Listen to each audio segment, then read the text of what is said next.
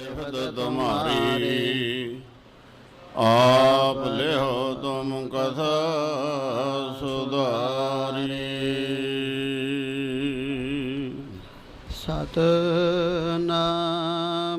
श्री वाहेगुरु जे दोहरा मर्दाने सुन श्रोन मह कहो बचन यह पाए।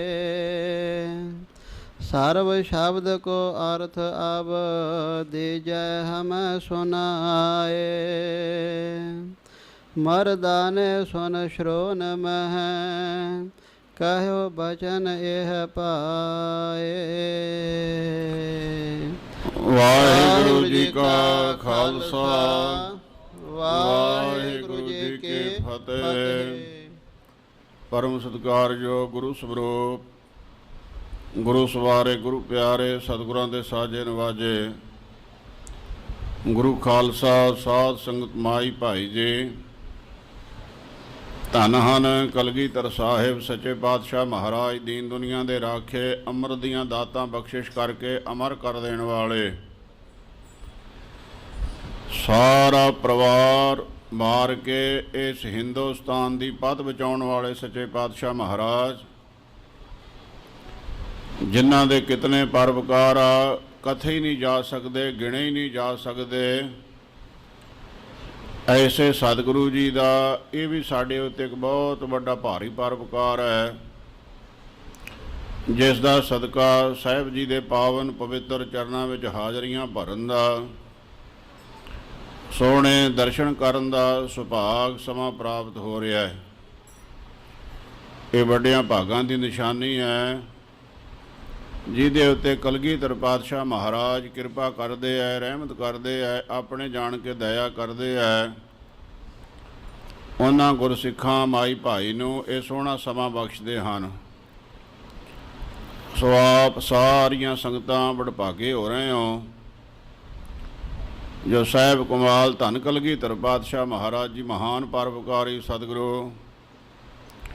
बेअंत शक्तियां दे मालिक सतगुरु दे पावन पवित्र चरणों में हाजिर होए हो दर्शन कर रहे हो। सुभाग ये सोहना प्राप्त आप जी नूं हो रहा है।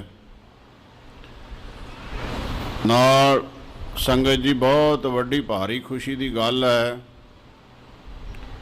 जो सतगुरु गरीब नवाज सच्चे पातशाह महाराज जी दे पावन पवित्र तख्त साहब जी के सामने दर्शनी दरवाजा है। पिछले थोड़े ही समय तो कार सेवा वाले महापुरख श्रीमान संत बाबा नरेंद्र सिंह जी श्रीमान संत बाबा बलविंदर सिंह जी जिन्हां ने अपने सहयोगी जथेदारां सेवादारां संगतां दे प्यार सत्कार सहयोग दे नाल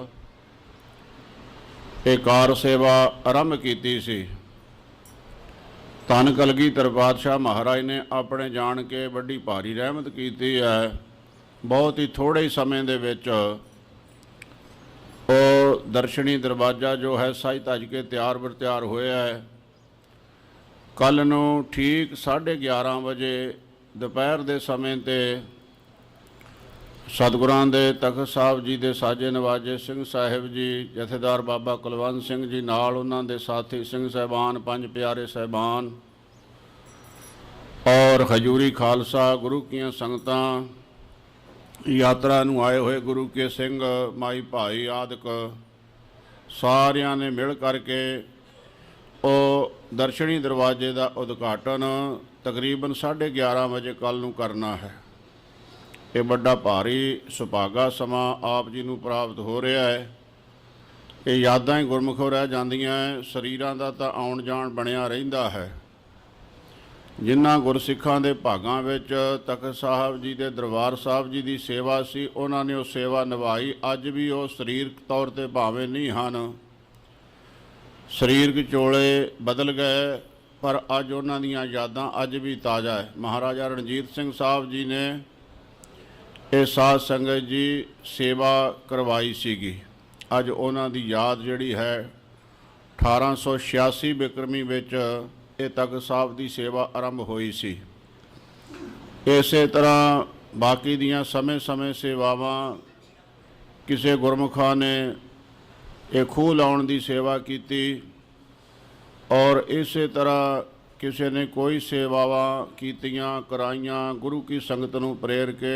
ਅੱਜ ਉਹ ਸਰੀਰ ਤੌਰ 'ਤੇ ਤਾਂ ਨਹੀਂ ਹਨ, ਪਰ ਆਪਣੀਆਂ ਸੇਵਾਵਾਂ ਸਦਕੇ ਅੱਜ ਵੀ ਗੁਰੂ ਕੇ ਖਾਲਸੇ ਵਿੱਚ ਗੁਰੂ ਕੀ ਸੰਗਤ ਵਿੱਚ ਉਹ ਜਿਵੇਂ ਤਿਵੇਂ ਤਿਆਰ ਬਰ ਤਿਆਰ ਹਨ।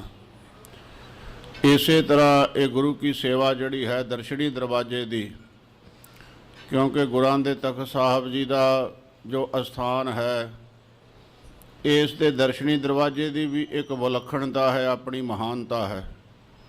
ਗੁਰੂ ਕਲਗੀਧਰ ਪਾਤਸ਼ਾਹ ਨੇ ਰਹਿਮ ਕੀਤਾ ਤਖਤ ਸਾਹਿਬ ਜੀ ਦੇ ਸਿੰਘ ਸਾਹਿਬਾਨਾਂ ਦੇ ਹਿਰਦੇ ਵਿੱਚ ਵਸ ਕੇ, ਪ੍ਰਬੰਧਕਾਂ ਦੇ ਹਿਰਦੇ ਵਿੱਚ ਵਸ ਕੇ ਕਾਰ ਸੇਵਾ ਵਾਲੇ ਮਹਾਂਪੁਰਖਾਂ ਨੂੰ ਪ੍ਰੇਰਿਆ। ਬਾਬਾ ਨਰਿੰਦਰ ਸਿੰਘ ਸਾਹਿਬ ਜੀ, ਬਾਬਾ ਬਲਵਿੰਦਰ ਸਿੰਘ ਸਾਹਿਬ ਜੀ, ਤਿੰਨਾਂ ਨੇ ਸਾਰੀਆਂ ਸੰਗਤਾਂ, ਦੇਸ਼ ਵਿਦੇਸ਼ ਦੀਆਂ ਸੰਗਤਾਂ ਨੂੰ ਸਹਿਯੋਗ ਲੈ ਕੇ ਪਿਆਰ ਦੇ ਨਾਲ, ਹਜ਼ੂਰੀ ਖਾਲਸੇ ਦੇ ਨਾਲ, ਸਿੰਘਾਂ ਦੇ ਨਾਲ ਮੇਲ ਮਿਲਾਪ ਕਰਕੇ ਇਹ ਸਾਰੀ ਸੇਵਾ ਦਿਨ ਰਾਤ ਇੱਕ ਕਰਕੇ ਨੇਪਰੇ ਚੜ੍ਹਾਈ ਹੈ। ਸਤਿਗੁਰੂ ਇਹ ਸੇਵਾ ਸੰਪੂਰਨ ਹੋਣ 'ਤੇ ਸੱਚੇ ਪਾਤਸ਼ਾਹ ਕਿਰਪਾ ਕਰਨ, ਮਨ ਇੱਛਤ ਫਲਾਂ ਦੀਆਂ ਦਾਤਾਂ ਬਖਸ਼ਣ ਜਿਨ੍ਹਾਂ ਨੇ ਜਿਹੜੀ ਸੇਵਾ ਭਾਵਨਾ ਕਰਕੇ ਕੀਤੀ ਹੈ। ਸੋ ਕੱਲ੍ਹ ਨੂੰ ਸੰਗਤ ਜੀ 11:30 ਵਜੇ ਉਦਘਾਟਨ ਸਮਾਰੋਹ ਹੈ। ਦੀਵਾਨ ਸਵੇਰ ਤੋਂ ਹੀ ਆਰੰਭ ਹੋ ਜਾਣਗੇ ਤਕਰੀਬਨ 10 ਕੁ ਵਜੇ ਤੋਂ, ਔਰ ਨਾਲ ਹੀ ਜਿੱਥੇ ਕੱਲ੍ਹ ਨੂੰ ਦਰਸ਼ਨੀ ਦਰਵਾਜ਼ੇ ਦੀ ਆਰੰਭਤਾ ਹੋਣੀ ਹੈ, ਉਦਘਾਟਨ ਸਮਾਰੋਹ ਹੋਣਾ ਹੈ, ਉੱਥੇ ਪਰਸੋਂ ਵਾਲੇ ਦਿਨ ਅੰਗਰੇਜ਼ੀ ਦੀ ਜੋ 4 ਤਰੀਕ ਬਣਦੀ ਹੈ, ਉਦੋਂ ਨੂੰ ਮਹਾਨ ਪਵਿੱਤਰ ਆਤਮਾਵਾਂ ਸ਼੍ਰੀਮਾਨ ਸੰਤ ਬਾਬਾ ਨਿਧਾਨ ਸਿੰਘ ਜੀ, ਜਿਨ੍ਹਾਂ ਨੇ ਧੰਨ ਕਲਗੀਧਰ ਪਾਤਸ਼ਾਹ ਮਹਾਰਾਜ ਜੀ ਦੇ ਪਾਵਨ ਪਵਿੱਤਰ ਲੰਗਰ ਵਾਲੇ ਅਸਥਾਨ 'ਤੇ ਗੁਰਦੁਆਰਾ ਨਗੀਨਾ ਘਾਟ ਸਾਹਿਬ ਜੀ ਦੇ ਸਾਹਮਣੇ 'ਤੇ ਖਾਲਸੇ ਦੀ ਛਾਉਣੀ ਦੇ ਪਾਸੇ ਵਾਲੇ ਸਾਈਡ 'ਤੇ ਗੁਰੂ ਕਾ ਲੰਗਰ ਚਾਲੂ ਕੀਤਾ, ਜਿਨ੍ਹਾਂ ਦੀ ਚਲਾਈ ਹੋਈ ਮਰਜ਼ਾਦਾ ਅੱਜ ਵੀ ਚੜ੍ਹਦੀ ਕਲਾ ਨਾਲ ਦਿਨ ਰਾਤ ਅਟੁੱਟ ਲੰਗਰ ਚੱਲਦਾ ਰਹਿੰਦਾ ਹੈ। ਉਹਨਾਂ ਤੋਂ ਅੱਗੇ ਬਰੋਸਾਏ ਹੋਏ ਸੰਤ ਬਾਬਾ ਹਰਨਾਮ ਸਿੰਘ ਜੀ, ਜਿਨ੍ਹਾਂ ਨੇ ਉਸੇ ਤਰ੍ਹਾਂ ਮਾਣ ਮਰਜ਼ਾਦਾ ਨੂੰ ਕਾਇਮ ਰੱਖਿਆ। ਉਹਨਾਂ ਤੋਂ ਅੱਗੇ ਸ਼੍ਰੀਮਾਨ ਸੰਤ ਬਾਬਾ ਆਤਮਾ ਸਿੰਘ ਜੀ ਮੋਨੀ, ਉਹਨਾਂ ਨੇ ਵੀ ਬੜੇ ਪਿਆਰ ਦੇ ਨਾਲ ਲੰਗਰ ਦੀ ਮਰਜ਼ਾਦਾ ਨੂੰ ਪਹਿਲੇ ਨਾਲੋਂ ਵੀ ਚੜ੍ਹਦੀ ਕਲਾ ਨਾਲ ਚਲਾਇਆ। ਉਹਨਾਂ ਤੋਂ ਅੱਗੇ ਸ਼੍ਰੀਮਾਨ ਸੰਤ ਬਾਬਾ ਸ਼ੀਸ਼ਾ ਸਿੰਘ ਜੀ, ਜਿਨ੍ਹਾਂ ਨੇ ਲੰਗਰ ਦੀ ਮਰਜ਼ਾਦਾ ਨੂੰ ਵੀ ਚੜ੍ਹਦੀ ਕਲਾ ਨਾਲ ਹੋਰ ਵਧਾਇਆ, ਅਤੇ ਨਾਲ ਕਾਰ ਸੇਵਾ ਦੇ ਵੀ ਪਹਿਰੇ ਗੁਰੂ ਕੀਆਂ ਸੰਗਤਾਂ ਦੇ ਰਹਿਣ ਵਾਸਤੇ ਸੋਹਣੇ ਬੁੰਗੇ ਤਿਆਰ ਕਰਵਾਏ। ਉਹਨਾਂ ਦੀ ਯਾਦ ਵਿੱਚ ਪਰਸੋਂ ਨੂੰ 4 ਤਰੀਕ ਨੂੰ ਬਹੁਤ ਵੱਡਾ ਭਾਰੀ ਸਮਾਗਮ ਹਰ ਸਾਲ ਦੀ ਤਰ੍ਹਾਂ ਹੋ ਰਿਹਾ। ਉਹਦੇ ਵਿੱਚ ਵੀ ਸੰਗਤ ਜੀ ਆਪ ਸੰਗਤਾਂ ਨੇ ਹਾਜ਼ਰੀਆਂ ਭਰਨੀਆਂ ਹੈ। ਦੇਸ਼ ਵਿਦੇਸ਼ ਦੀ ਸੰਗਤ ਆ ਰਹੀ ਹੈ। ਆਪ ਵੀ ਬੇਅੰਤ ਸੰਗਤਾਂ, ਹਜ਼ੂਰੀ ਗੁਰੂ ਕਾ ਖਾਲਸਾ ਨਗਰ ਨਿਵਾਸੀ ਸੰਗਤਾਂ ਹਰ ਸਾਲ ਦੀ ਤਰ੍ਹਾਂ ਆਪਾਂ ਵੀ ਭਾਈ ਹਾਜ਼ਰੀ ਭਰਨੀ ਹੈ। ਇਹ ਬੇਨਤੀ ਜ਼ਰੂਰੀ ਸੀ ਕਰਨੀ। ਸੋ ਕੱਲ੍ਹ ਦੇ ਸਮਾਗਮ ਵਿੱਚ ਵੀ ਦਰਸ਼ਨ ਦੇਣੇ, ਹਾਜ਼ਰੀਆਂ ਭਰਨੀਆਂ ਸਾਰੀਆਂ ਸੰਗਤਾਂ ਨੇ, ਨਗਰ ਨਿਵਾਸੀ ਸੰਗਤਾਂ ਨੇ, ਹਜ਼ੂਰੀ ਸਿੰਘਾਂ ਨੇ, ਬਾਹਰ ਤੋਂ ਆਈ ਹੋਈ ਸੰਗਤ ਨੇ। ਕਈ ਯਾਤਰੂ ਆਏ ਹੁੰਦੇ ਆ, ਉਹਨਾਂ ਨੂੰ ਨਹੀਂ ਇਸ ਗੱਲ ਦਾ ਪਤਾ ਹੁੰਦਾ। ਉਹਨਾਂ ਨੂੰ ਵੀ ਬੇਨਤੀ ਹੈ ਕਿ ਕੱਲ੍ਹ ਸਾਰੇ ਪ੍ਰੋਗਰਾਮ ਜਿਹੜੇ ਹੈ ਉਹਨਾਂ ਨੂੰ ਤੁਸੀਂ ਤਿਆਗ ਕੇ ਗੁਰੂ ਮਹਾਰਾਜ ਦੇ, ਕਿਉਂਕਿ ਦਰਸ਼ਨੀ ਦਰਵਾਜ਼ਾ ਜਿਹੜਾ ਹੈ ਸਤਿਗੁਰਾਂ ਦੇ ਸੱਚਖੰਡ ਦਾ, ਇਹ ਆਪਣੇ ਆਪ ਵਿੱਚ ਇੱਕ ਬਹੁਤ ਵੱਡੀ ਅਹਿਮੀਅਤ ਰੱਖਦਾ ਹੈ। ਜੋ ਨਿਰੰਕਾਰ ਦਾ ਸੱਚਖੰਡ ਹੈ, ਉਹਦੇ ਦਰਸ਼ਨੀ ਦਰਵਾਜ਼ੇ 'ਤੇ ਧਰੂ ਭਗਤ ਜੀ ਸੇਵਾਦਾਰ ਪਹਿਰੇਦਾਰ ਖਲੋਤੇ ਹੋਏ ਹੈ। ਇਸੇ ਤਰ੍ਹਾਂ ਇਹ ਮਾਤਲੋਕ ਦਾ ਸੱਚਖੰਡ ਹੈ, ਇੱਥੇ ਦਾ ਦਰਸ਼ਨੀ ਦਰਵਾਜ਼ਾ ਵੀ ਜਿਹੜਾ ਹੈ ਖਾਸ ਅਹਿਮੀਅਤ ਰੱਖਦਾ। ਇਸ ਵਾਸਤੇ ਕੱਲ੍ਹ ਨੂੰ ਆਰੰਭਤਾ ਹੋ ਰਹੀ ਦਰਸ਼ਨੀ ਦਰਵਾਜ਼ੇ ਦੀ ਸੇਵਾ ਸੰਪੂਰਨ ਹੋਣ ਤੋਂ ਬਾਅਦ ਆਪ ਸਾਰੀਆਂ ਸੰਗਤਾਂ ਨੇ ਹਾਜ਼ਰੀਆਂ ਭਰਨੀਆਂ। ਹੁਣ ਨਿੱਤ ਦੀ ਮਰਜ਼ਾਦਾ ਅਨੁਸਾਰ ਸਤਿਗੁਰਾਂ ਦੇ ਪਾਵਨ ਪਵਿੱਤਰ ਤਖਤ ਸਾਹਿਬ ਜੀ 'ਤੇ ਜੋ ਗੁਰ ਇਤਿਹਾਸ ਦੀ ਕਥਾ ਵਿਚਾਰ ਸੰਗਤਾਂ ਨੂੰ ਸਰਵਣ ਕਰਵਾਈ ਜਾਂਦੀ ਹੈ, ਉਸ ਦੀ ਆਰੰਭਤਾ ਹੋ ਰਹੀ ਹੈ। ਭਾਵੇਂ ਕਿ ਸਾਹਿਬ ਜੀ ਦੇ ਪਾਵਨ ਤਖਤ 'ਤੇ 3 ਸਮੇਂ ਕਥਾ ਦਾ ਸਮਾਂ ਰੱਖਿਆ ਗਿਆ ਹੈ। ਸਵੇਰ ਨੂੰ ਆਨੰਦ ਸਾਹਿਬ ਦੀ ਚੌਂਕੀ ਤੋਂ ਬਾਅਦ ਧੰਨ ਸ਼੍ਰੀ ਗੁਰੂ ਗ੍ਰੰਥ ਸਾਹਿਬ ਸੱਚੇ ਪਾਤਸ਼ਾਹ ਮਹਾਰਾਜ ਜੀ ਦੀ ਲੜੀਵਾਰ ਕਥਾ ਸੰਗਤ ਜੀ ਚੱਲਦੀ ਹੈ। ਇਹ ਦਮਦਮੇ ਸਾਹਿਬ ਧੰਨ ਕਲਗੀਧਰ ਪਿਤਾ ਜੀ ਨੇ ਸ੍ਰੀ ਗੁਰੂ ਗ੍ਰੰਥ ਸਾਹਿਬ ਜੀ ਨੂੰ ਸੰਪੂਰਨ ਇੱਕ ਓੰਕਾਰ ਤੋਂ ਲੈ ਕੇ 18-10-20 ਤੱਕ ਸਾਰੀ ਬਾਣੀ ਆਪਣੀ ਰਸਨਾ ਤੋਂ ਉਚਾਰੀ। ਬਾਬਾ ਦੀਪ ਸਿੰਘ ਜੀ, ਭਾਈ ਮਨੀ ਸਿੰਘ ਹੋਣਾ ਨੇ ਇਹ ਲਿਖਣ ਦੀਆਂ ਸੇਵਾਵਾਂ ਨਿਭਾਈਆਂ।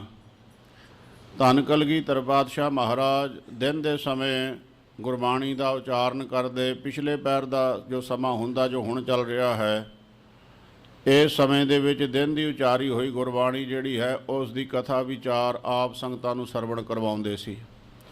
ਉਹ ਲੜੀਵਾਰ ਕਥਾ ਦੀ ਜੋ ਪਰੰਪਰਾ ਸਾਹਿਬ ਕਮਾਲ ਧੰਨ ਕਲਗੀਧਰ ਪਿਤਾ ਜੀ ਨੇ ਚਲਾਈ ਸੀ, ਉਸੇ ਤਰ੍ਹਾਂ ਅੱਜ ਵੀ ਲੜੀਵਾਰ ਹੀ ਕਥਾ ਧੰਨ ਸ਼੍ਰੀ ਗੁਰੂ ਗ੍ਰੰਥ ਸਾਹਿਬ ਜੀ ਦੀ ਸੰਗਤ ਜੀ ਚੱਲਦੀ ਹੈ। ਇਸੇ ਤਰ੍ਹਾਂ ਜੋ ਕਲਗੀਧਰ ਪਿਤਾ ਜੀ ਦੀ ਅੰਮ੍ਰਿਤ ਬਾਣੀ ਹੈ, ਧਰਮ, ਅਰਥ, ਕਾਮ ਤੇ ਮੋਕਸ਼, ਰਾਜ ਭਾਗ ਭੋਗਣਾ, ਰਾਜ ਨੂੰ ਬਚਾਉਣਾ ਕਿਵੇਂ, ਜ਼ਾਲਮਾਂ ਨੂੰ ਡੰਨ ਕਿਵੇਂ ਦੇਣਾ, ਇਤਿਆਦਿਕ ਅੰਮ੍ਰਿਤਮਈ ਜੋ ਗੁਰਬਾਣੀ ਧੰਨ ਕਲਗੀਧਰ ਪਿਤਾ ਜੀ ਨੇ ਆਪਣੀ ਰਸਨਾ ਤੋਂ ਉਚਾਰੀ ਹੈ, ਜਿਸ ਗੁਰਬਾਣੀ ਨੂੰ ਆਪਾਂ ਦਸਮ ਸ੍ਰੀ ਗੁਰੂ ਗ੍ਰੰਥ ਸਾਹਿਬ ਜੀ ਦੇ ਨਾਮ ਨਾਲ ਜਾਣਦੇ ਹਾਂ ਜਾਂ ਦਸਵੇਂ ਪਾਤਸ਼ਾਹ ਦੀ ਬਾਣੀ ਕਰਕੇ ਜਾਣਦੇ ਹਾਂ, ਉਸ ਦੀ ਕਥਾ ਜਦ ਸਿੰਘ ਸਾਹਿਬ ਜੀ ਦੁਪਹਿਰ ਨੂੰ ਗੁਰਾਂ ਨੂੰ ਲੰਗਰ ਦਾ ਭੋਗ ਲਵਾਉਂਦੇ, ਉਸ ਤੋਂ ਬਾਅਦ ਗਿਆਨੀ ਸਿੰਘ ਜੀ ਕਥਾ ਸੰਗਤਾਂ ਨੂੰ ਸਰਵਣ ਕਰਵਾਉਂਦੇ ਹੈ। ਇਸੇ ਤਰ੍ਹਾਂ ਇਹ ਪਿਛਲੇ ਪੈਰ ਦੇ ਦੀਵਾਨ ਵਿੱਚ ਗੁਰ ਇਤਿਹਾਸ ਦੀ ਕਥਾ ਸੰਗਤ ਨੂੰ ਸਰਵਣ ਕਰਵਾਈ ਜਾਂਦੀ ਹੈ। ਸਿੱਖੀ ਸਿੱਖਿਆ ਗੁਰ ਵਿਚਾਰ, ਜਿਹੜੀ ਗੁਰ ਇਤਿਹਾਸ ਦੀ ਕਥਾ ਹੈ, ਇਹ ਸਾਡੇ ਵਾਸਤੇ ਸਿੱਖੀ ਨੂੰ ਜਾਣਨ ਦਾ ਇੱਕ ਸਰੋਤ ਹੈ, ਇੱਕ ਰਸਤਾ ਹੈ ਗੁਰੂ ਕੀ ਸਿੱਖੀ ਦੇ ਉੱਤੇ ਚੱਲਣ ਦਾ, ਜੋ ਸਤਿਗੁਰਾਂ ਨੇ ਆਪਣੇ ਜੀਵਨ ਕਾਲ ਦੇ ਵਿੱਚ ਸੰਸਾਰ ਦੇ ਵਿੱਚ ਆ ਕੇ ਮਹਾਨ ਪਰਉਪਕਾਰ ਕੀਤਾ। ਭਾਵੇਂ ਗੁਰਦੇਵ ਕਹਿੰਦੇ ਸਾਡਾ ਦਿਲ ਤਾਂ ਕਰਦਾ ਹੀ ਨਹੀਂ ਸੀ ਮਾਤ ਲੋਕ ਤੇ ਆਉਣ ਨੂੰ, ਚੇਤਨਾ ਭਇਓ ਹਮਰੋ ਆਵਨ ਕਾ, ਪਰ ਜਿਵੇਂ ਤਿਵੇਂ ਸਮਝਾ ਬੁਝਾ ਕੇ ਕਰਤੇ ਪੁਰਖ ਵਾਹਿਗੁਰੂ ਨੇ ਭੇਜਿਆ ਹੈ ਮਾਤ ਲੋਕ ਤੇ ਜੀਵਾਂ ਨੂੰ ਤਾਰਨ ਵਾਸਤੇ। ਸੰਤਾਂ ਮਾਨੋ ਦੁਸ਼ਟਾਂ ਡਾਨੋ, ਜ਼ਾਲਮਾਂ ਨੂੰ ਡੰਨ ਦੇਣ ਵਾਸਤੇ, ਤੇ ਉਹ ਸਤਿਗੁਰੂ ਜੀ ਆਏ। ਜੈਸੇ ਜੈਸੇ ਉਹਨਾਂ ਨੇ ਕੌਤਕ ਆਪਣੇ ਜੀਵਨ ਚਰਿੱਤਰ ਦੇ ਵਿੱਚ ਕੀਤੇ, ਉਹਨਾਂ ਕੌਤਕਾਂ ਨੂੰ ਕਲਮਬੰਦ ਕੀਤਾ ਮਹਾਕਵੀ ਭਾਈ ਸੰਤੋਖ ਸਿੰਘ ਜੀ ਨੇ। ਧੰਨ ਸ਼੍ਰੀ ਗੁਰੂ ਨਾਨਕ ਸਾਹਿਬ ਸੱਚੇ ਪਾਤਸ਼ਾਹ ਮਹਾਰਾਜ ਤੋਂ ਲੈ ਕਰਕੇ ਧੰਨ ਕਲਗੀਧਰ ਪਾਤਸ਼ਾਹ ਮਹਾਰਾਜ ਜੀ ਤੱਕ, ਉਪਰੰਤ ਥੋੜ੍ਹੀ ਗੁਰੂ ਕੇ ਖਾਲਸੇ ਦੀ ਕਥਾ, ਬਾਬਾ ਬੰਦਾ ਸਿੰਘ ਜੀ ਬਹਾਦਰ ਦੀ ਕਥਾ ਇਹਦੇ ਵਿੱਚ ਦਰਜ ਹੈ। ਬਾਬਾ ਬੰਦਾ ਸਿੰਘ ਜੀ ਦਾ ਜ਼ਿਕਰ ਆਇਆ ਹੈ ਤੇ ਸੰਗਤ ਜੀ ਬਹੁਤ ਐਸੇ ਉਪਦਰਵੀ ਲੋਕ ਪੈਦਾ ਹੋ ਚੁੱਕੇ ਹੈ। ਸੁਚੇਤ ਹੋਣ ਦੀ ਖਾਲਸੇ ਪੰਥ ਨੂੰ ਲੋੜ ਹੈ। ਹੋਰ ਵੀ ਬਹੁਤ ਕੁਝ ਹੋ ਰਿਹਾ ਹੈ ਖਾਲਸਾ ਜੀ, ਕਿਤੇ ਸੁੱਤੇ ਹੀ ਨਾ ਰਹਿ ਜਾਈਏ। ਜਿਵੇਂ ਪੰਜਾਬੀਆਂ ਦੀ ਕਹਾਵਤ ਹੈ, ਜਾਗਦਿਆਂ ਦੀਆਂ ਕੱਟੀਆਂ ਸੁੱਤਿਆਂ ਦੇ ਕੱਟੇ। ਕਿਤੇ ਉਹੋ ਹੀ ਨਾ ਗੱਲ ਹੋਵੇ ਵੀ ਸੁੱਤੇ ਹੀ ਰਹਿ ਜਾਵੇ ਤੇ ਸਾਡੇ ਮੱਥੇ ਦੇ ਵਿੱਚ ਉਹ ਕਲੰਕ ਮੜਿਆ ਜਾਵੇ ਜਿਹੜੇ ਕਲੰਕ ਨੂੰ ਲਾਉਣ ਵਾਸਤੇ ਬਾਬੇ ਬੰਦੇ ਸਿੰਘ ਬਹਾਦਰ ਜੀ ਨੇ ਸਤਿਗੁਰਾਂ ਦੇ ਚਰਨ ਪਕੜੇ ਸੀ। ਮਹਾਰਾਜ ਦੇ ਸੱਚੇ ਪਾਤਸ਼ਾਹ ਜੀ ਦੇ ਬੇਅਦਬੀ ਕਰਨ ਵਾਸਤੇ ਸਾਰੇ ਹੀ ਜ਼ੋਰ ਲਾ ਲਏ, ਕੋਈ ਵਾਹ ਨਹੀਂ ਚੱਲੀ ਤੇ ਅੰਤ ਨੂੰ ਚਰਨਾਂ ਤੇ ਟਹਿ ਪਿਆ। ਮਹਾਰਾਜ ਬਖਸ਼ ਲਓ, ਵੱਡੀ ਭੁੱਲ ਹੋਈ ਹੈ। ਤੇ ਸਤਿਗੁਰਾਂ ਨੇ ਉਹਨੂੰ ਬਖਸ਼ਿਆ ਸੀ। ਅੰਮ੍ਰਿਤ ਛਕਾ ਕੇ ਤਿਆਰ ਬਰ ਤਿਆਰ ਸਿੰਘ ਸਜਾਇਆ ਸੀ, ਉਸ ਨੂੰ ਨਾਮ ਗੁਰਬਖਸ਼ ਸਿੰਘ ਰੱਖਿਆ ਸੀਗਾ। ਕੁਛ ਸ਼ਰਾਰਤੀ ਤੱਤਵ ਪੈਦਾ ਹੋ ਗਏ ਹੈ, ਜਿਹੜੇ ਦੀਵਾਨਾਂ ਦੇ ਵਿੱਚ ਸ਼ਰੇਆਮ ਜਿਨ੍ਹਾਂ ਨੇ ਬੋਲਣਾ ਕਰ ਦਿੱਤਾ ਹੈ ਕਿ ਬਾਬਾ ਬੰਦਾ ਵੀਰ ਬੈਰਾਗੀ ਹੋਇਆ।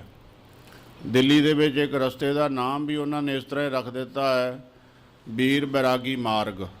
ਜਾਣੀ ਉਹ ਸਿੰਘ ਦਾ ਤੇ ਨਾਂ ਹੀ ਬਦਲ ਦਿੱਤਾ, ਸਿੰਘ ਦਾ ਨਾਂ ਬਦਲ ਕੇ ਵੈਰਾਗੀ ਜਿਹੜੇ ਨੇਗੇ ਉਹ ਬਾਬਾ ਬੰਦਾ ਸਿੰਘ ਜੀ ਨੂੰ ਦੁਬਾਰਾ ਫਿਰ ਉਹ ਵੈਰਾਗੀ ਪੰਥ ਦੇ ਵਿੱਚ ਲਿਆ ਕੇ ਉਹ ਪੇਸ਼ ਕਰ ਰਹੇ ਹਨ। ਇਹੋ ਜਿਹੀਆਂ ਹੋਰ ਵੀ ਕਈ ਕੁਝੀਆਂ ਹਰਕਤਾਂ ਹੋ ਰਹੀਆਂ, ਪੰਥ ਨੂੰ ਸੁਚੇਤ ਹੋਣ ਦੀ ਲੋੜ ਹੈ। ਸੋ ਇਸ ਤਰ੍ਹਾਂ ਇਹ ਖਾਲਸੇ ਦੀ ਕਥਾ ਸਾਰੀ ਜਿਹੜੀ ਹੈ ਉਹ ਪੰਥ ਪ੍ਰਕਾਸ਼ ਦੇ ਵਿੱਚ ਵੀ ਦਰਜ ਹੈ। ਕੁਛ ਕੁ ਇਸ ਗ੍ਰੰਥ ਦੇ ਕਰਤਾ ਗੁਰਪ੍ਰਤਾਪ ਸੂਰਜ ਦੇ ਕਰਤਾ ਨੇ ਵੀ ਬਾਬਾ ਬੰਦਾ ਸਿੰਘ ਜੀ ਬਹਾਦਰ ਦੀ, ਕੈਥਲ ਦੀ, ਲੋਟ ਆਦਿਕ ਦੀ ਉਹ ਸਾਰੀ ਕਥਾ ਇਹਦੇ ਵਿੱਚ ਦਰਜ ਕੀਤੀ ਹੈ। ਪਿਛਲੇ ਪੈਰ ਦੇ ਦੀਵਾਨ ਵਿੱਚ ਜੋ ਸਤਿਗੁਰੂ ਸੱਚੇ ਪਾਤਸ਼ਾਹ ਮਹਾਰਾਜ ਜੀ ਦੀ ਕਥਾ ਵਿਚਾਰ ਸੰਗਤ ਜੀ ਚੱਲਦੀ ਹੈ, ਉਹ ਧੰਨ ਸ਼੍ਰੀ ਗੁਰੂ ਨਾਨਕ ਸਾਹਿਬ ਸੱਚੇ ਪਾਤਸ਼ਾਹ ਮਹਾਰਾਜ, ਦੀਨ ਦੁਨੀਆ ਦੇ ਮਾਲਕ, ਆਪ ਨਰੈਣ ਕਲਾ ਧਾਰ ਜਗ ਮਹਿ ਪਰਵਰਿਓ। ਐਸੇ ਸਤਿਗੁਰੂ ਗਰੀਬ ਨਿਵਾਜ, ਦੁਨੀਆ ਨੂੰ ਤਾਰਨ ਹਾਰੇ, ਪਾਪੀਆਂ ਦਾ ਉਧਾਰ ਕਰਨ ਵਾਲੇ, ਜ਼ਾਲਮਾਂ ਦਾ ਨਾਸ਼ ਕਰਨ ਵਾਲੇ, ਸਮੱਤ ਦੇਣ ਵਾਲੇ ਸੱਚੇ ਪਾਤਸ਼ਾਹ, ਤਿਨਾਂ ਸਤਿਗੁਰਾਂ ਦੀ ਕਥਾ ਸਾਧ ਸੰਗਤ ਜੀ ਚੱਲ ਰਹੀ ਹੈ। ਧੰਨ ਸੱਚੇ ਪਾਤਸ਼ਾਹ ਮਹਾਰਾਜ ਜੀ ਇਸ ਤਰ੍ਹਾਂ ਸਾਧ ਸੰਗਤ ਜੀ ਵਿਚਰਦੇ ਇੱਕ ਜਗ੍ਹਾ ਤੇ ਗਏ। ਉੱਥੇ ਸੰਗਤਾਂ ਨੇ ਬੜੀ ਸੇਵਾ ਕੀਤੀ। ਤੇ ਗਰੀਬ ਨਿਵਾਜ ਪਾਤਸ਼ਾਹ ਮਹਾਰਾਜ ਨੇ ਉਹਨਾਂ ਨੂੰ ਕਿਹਾ ਵੀ ਤੁਸੀਂ ਭਾਈ ਜਾਓ, ਖਿਲਰ ਜਾਓ। ਕੁਝ ਜਗ੍ਹਾ ਐਸੀ ਸੀ ਜਿੱਥੇ ਉਹਨਾਂ ਨੇ ਕੁਛ ਪਿਆਰ ਪ੍ਰਗਟ ਨਹੀਂ ਕੀਤਾ ਤੇ ਰੁੱਖਾਪਣ ਦਿਖਾਇਆ। ਮਹਾਰਾਜ ਨੇ ਕਿਹਾ ਬਸਦੇ ਰਹੋ। ਤੇ ਗਰੀਬ ਨਿਵਾਜ ਪਾਤਸ਼ਾਹ ਮਹਾਰਾਜ ਦੇ ਬਚਨ ਸੁਣ ਕੇ ਭਾਈ ਮਰਦਾਨਾ ਜੀ ਨੇ ਤੇ ਬਾਲਾ ਜੀ ਨੇ ਬੇਨਤੀ ਕੀਤੀ, ਮਹਾਰਾਜ ਇਹ ਕੀ ਭਾਣਾ, ਜਿਨ੍ਹਾਂ ਗੁਰਸਿੱਖਾਂ ਨੇ ਅਦਬ ਕੀਤਾ, ਪਿਆਰ ਕੀਤਾ, ਉਹਨਾਂ ਨੂੰ ਕਹਿੰਦੇ ਜਾਓ, ਖਿਲਰ ਜਾਓ, ਤੇ ਜਿਨ੍ਹਾਂ ਨੇ ਨਹੀਂ ਕੀਤਾ ਉਹਨਾਂ ਨੂੰ ਕਹਿੰਦੇ ਬਸਦੇ ਰਹੋ। ਮਹਾਰਾਜ ਕਹਿਣ ਲੱਗੇ, ਭਾਈ ਜਿਹੜੀਆਂ ਪਰਉਪਕਾਰੀ ਰੂਹਾਂ ਹਨ, ਜਿੱਥੇ ਵੀ ਜਾਣਗੀਆਂ ਪਰਉਪਕਾਰ ਦੇ ਬੀਜ ਬੀਜਣਗੀਆਂ, ਗੁਰਸਿੱਖੀ ਜਿਹੜੀ ਹੈ ਉਹ ਪ੍ਰਫੁੱਲਤ ਹੋਵੇਗੀ, ਧਰਮ ਦਾ ਰਾਹ ਚੱਲੇਗਾ। ਇਹ ਜਿਹੜੇ ਨਿਕੰਮੇ ਲੋਕ ਹਨ, ਇਹ ਜੇ ਜਾਣਗੇ ਤੇ ਇਹ ਨਿਕੰਮਪੁਣਾ ਹੀ ਖਿਲਾਰਨਗੇ। ਇਸ ਵਾਸਤੇ ਇੱਥੇ ਰਹਿਣ ਤੇ ਇਹ ਚੰਗੀ ਗੱਲ ਹੈ। ਉਹ ਜਿਵੇਂ ਕਹਿ ਦਿੰਦੇ ਆ ਵੀ ਇੱਥੇ ਤੇ ਮੜੀਆਂ 'ਚ ਭੂਤ ਨੇ, ਵੀ ਇੱਥੇ ਰਹਿ ਜਾਣ, ਦੂਜੀ ਜਗ੍ਹਾ ਜਾ ਕੇ ਭੂਤਨਿਆਂ ਨੂੰ ਵਕਤ ਪਾਉਣਗੇ। ਇਹੋ ਜਿਹੇ ਲੋਕ ਤੇ ਸੱਚੇ ਪਾਤਸ਼ਾਹ ਮਹਾਰਾਜ ਨੇ ਫਿਰ ਕਿਰਪਾ ਕੀਤੀ ਸੀ। ਇਹ ਦੁਖੀ ਤੇ ਸੁਖੀ ਇਹ ਵਿਚਾਰ ਚੱਲਿਆ। ਸਤਿਗੁਰਾਂ ਨੇ ਫਿਰ ਸ਼ਬਦ ਉਚਾਰਨ ਕੀਤਾ ਸੀ, ਧੰਨ ਗੁਰੂ ਨਾਨਕ ਸਾਹਿਬ ਸੱਚੇ ਪਾਤਸ਼ਾਹ ਨੇ, ਵੀ ਸਾਰਾ ਸੰਸਾਰ ਹੀ ਦੁਖੀ ਸੁਖੀ, ਇੱਥੇ ਕੌਣ ਹੈ। ਸੋ ਗਰੀਬ ਨਿਵਾਜ ਪਾਤਸ਼ਾਹ ਮਹਾਰਾਜ ਨੇ ਬਾਚਨ ਕੀਤੇ, ਸਹੰਸਰ ਦਾਨ ਦੇ ਇੰਦਰ ਰਵਾਇਆ, ਪਰਸੁਰਾਮ ਰੋਵੈ ਘਰ ਆਇਆ, ਅਜਾ ਸਰੋਵੇ ਭੀਖਿਆ ਖਾਏ, ਐਸੀ ਦਰਗਹਿ ਮਿਲੇ ਸਜਾਏ। ਸਾਰੀ ਦੁਨੀਆ ਨਾਮ ਤੋਂ ਬਿਨਾਂ ਰੋ ਰਹੀ ਹੈ। ਜਿਨ੍ਹਾਂ ਨੂੰ ਨਾਮ ਦਾ ਆਸਰਾ ਹੈ, ਜਿਨ੍ਹਾਂ ਨੇ ਆਪਣੇ ਹਿਰਦੇ ਨੂੰ ਨਾਮ ਦੇ ਨਾਲ ਜੋੜਿਆ ਹੋਇਆ ਹੈ, ਦੁੱਖ ਤੇ ਸੁੱਖ ਉਹਦੇ ਭਾਣੇ ਵਿੱਚ ਰਹਿ ਕੇ ਜਿਨ੍ਹਾਂ ਨੇ ਭੋਗਣ ਦਾ ਆਪਣਾ ਸੁਭਾਅ ਬਣਾ ਲਿਆ, ਉਹ ਸੰਸਾਰ ਦੇ ਵਿੱਚ ਸੁਖੀ ਹਨ। ਬਾਕੀ ਸਾਰੀ ਦੁਨੀਆ ਦੁਖੀ ਹੈ। ਇਹ ਸ਼ਬਦ ਕੱਲ੍ਹ ਆਪ ਜੀ ਨੇ ਸਰਵਣ ਕੀਤਾ ਸੀਗਾ। ਇਸ ਤੋਂ ਅੱਗੇ ਵਿਚਾਰ ਸੰਗਤ ਜੀ ਆਰੰਭ ਹੋ ਰਹੀ ਹੈ। ਮਨ ਬਿਰਤੀਆਂ ਨੂੰ ਇਕਾਗਰ ਕਰਕੇ ਧੰਨ ਸ਼੍ਰੀ ਗੁਰੂ ਨਾਨਕ ਸਾਹਿਬ ਸੱਚੇ ਪਾਤਸ਼ਾਹ ਮਹਾਰਾਜ ਨੇ ਜੋ ਕਿਰਪਾ ਕੀਤੀ ਹੈ, ਉਸ ਅੰਮ੍ਰਿਤ ਕਿਰਪਾ ਨੂੰ ਆਪਣੇ ਹਿਰਦੇ ਦੇ ਵਿੱਚ ਵਸਾਈਏ ਜੀ। ਸਤਿਨਾਮ ਸ੍ਰੀ ਵਾਹਿਗੁਰੂ ਜੀ ਦੋਹਰਾ। ਮਰਦਾਨੇ ਸੁਨ ਸ਼ਰੋਨ ਮਹਿ, ਕਹਿਓ ਬਚਨ ਇਹ ਪਾਏ। ਜਿਸ ਵੇਲੇ ਸੱਚੇ ਪਾਤਸ਼ਾਹ ਮਹਾਰਾਜ ਨੇ ਸ਼ਬਦ ਉਚਾਰਨ ਕੀਤਾ, ਉਸ ਵੇਲੇ ਭਾਈ ਮਰਦਾਨਾ ਜੀ ਨੇ ਹੱਥ ਜੋੜ ਕੇ ਸੱਚੇ ਪਾਤਸ਼ਾਹ ਮਹਾਰਾਜ ਨੂੰ ਅਰਜ਼ ਕੀਤੀ, ਬੇਨਤੀ ਕੀਤੀ, ਸਰਬ ਸ਼ਬਦ ਕੋ ਅਰਥ ਅਬ ਦੇਜਾ ਹਮ ਸੁਨਾਏ। ਇਹ ਗਰੀਬ ਨਿਵਾਜ ਪਾਤਸ਼ਾਹ ਮਹਾਰਾਜ, ਇਹ ਜੋ ਆਪ ਜੀ ਨੇ ਸ਼ਬਦ ਉਚਾਰਨ ਕੀਤਾ ਹੈ, ਸਹੰਸਰ ਦਾਨ ਦੇ ਇੰਦਰ ਰਵਾਇਆ, ਪਰਸੁਰਾਮ ਰੋਵੈ ਘਰ ਆਇਆ, ਅਜਾ ਸਰੋਵੈ ਭੀਖਿਆ ਖਾਏ, ਐਸੀ ਦਰਗਹਿ ਮਿਲੇ ਸਜਾਏ ਤਾਦਕ। ਇਹ ਸਾਰੇ ਸ਼ਬਦ ਦਾ ਤਾਤਪਰ ਜਿਹੜਾ ਹੈ ਗਰੀਬ ਨਿਵਾਜ ਸੱਚੇ ਪਾਤਸ਼ਾਹ ਦੇ ਅਰਥ ਸਾਨੂੰ ਸਮਝਾਉਣਾ ਕਰੋ ਜੀ।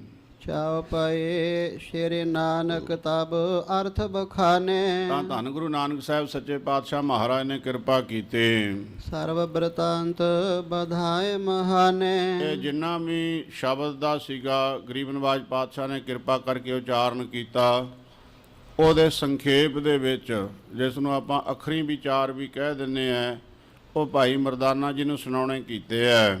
ਸਤ ਅਸਮੇਧ ਕਰਤ ਹੈ ਜੋ।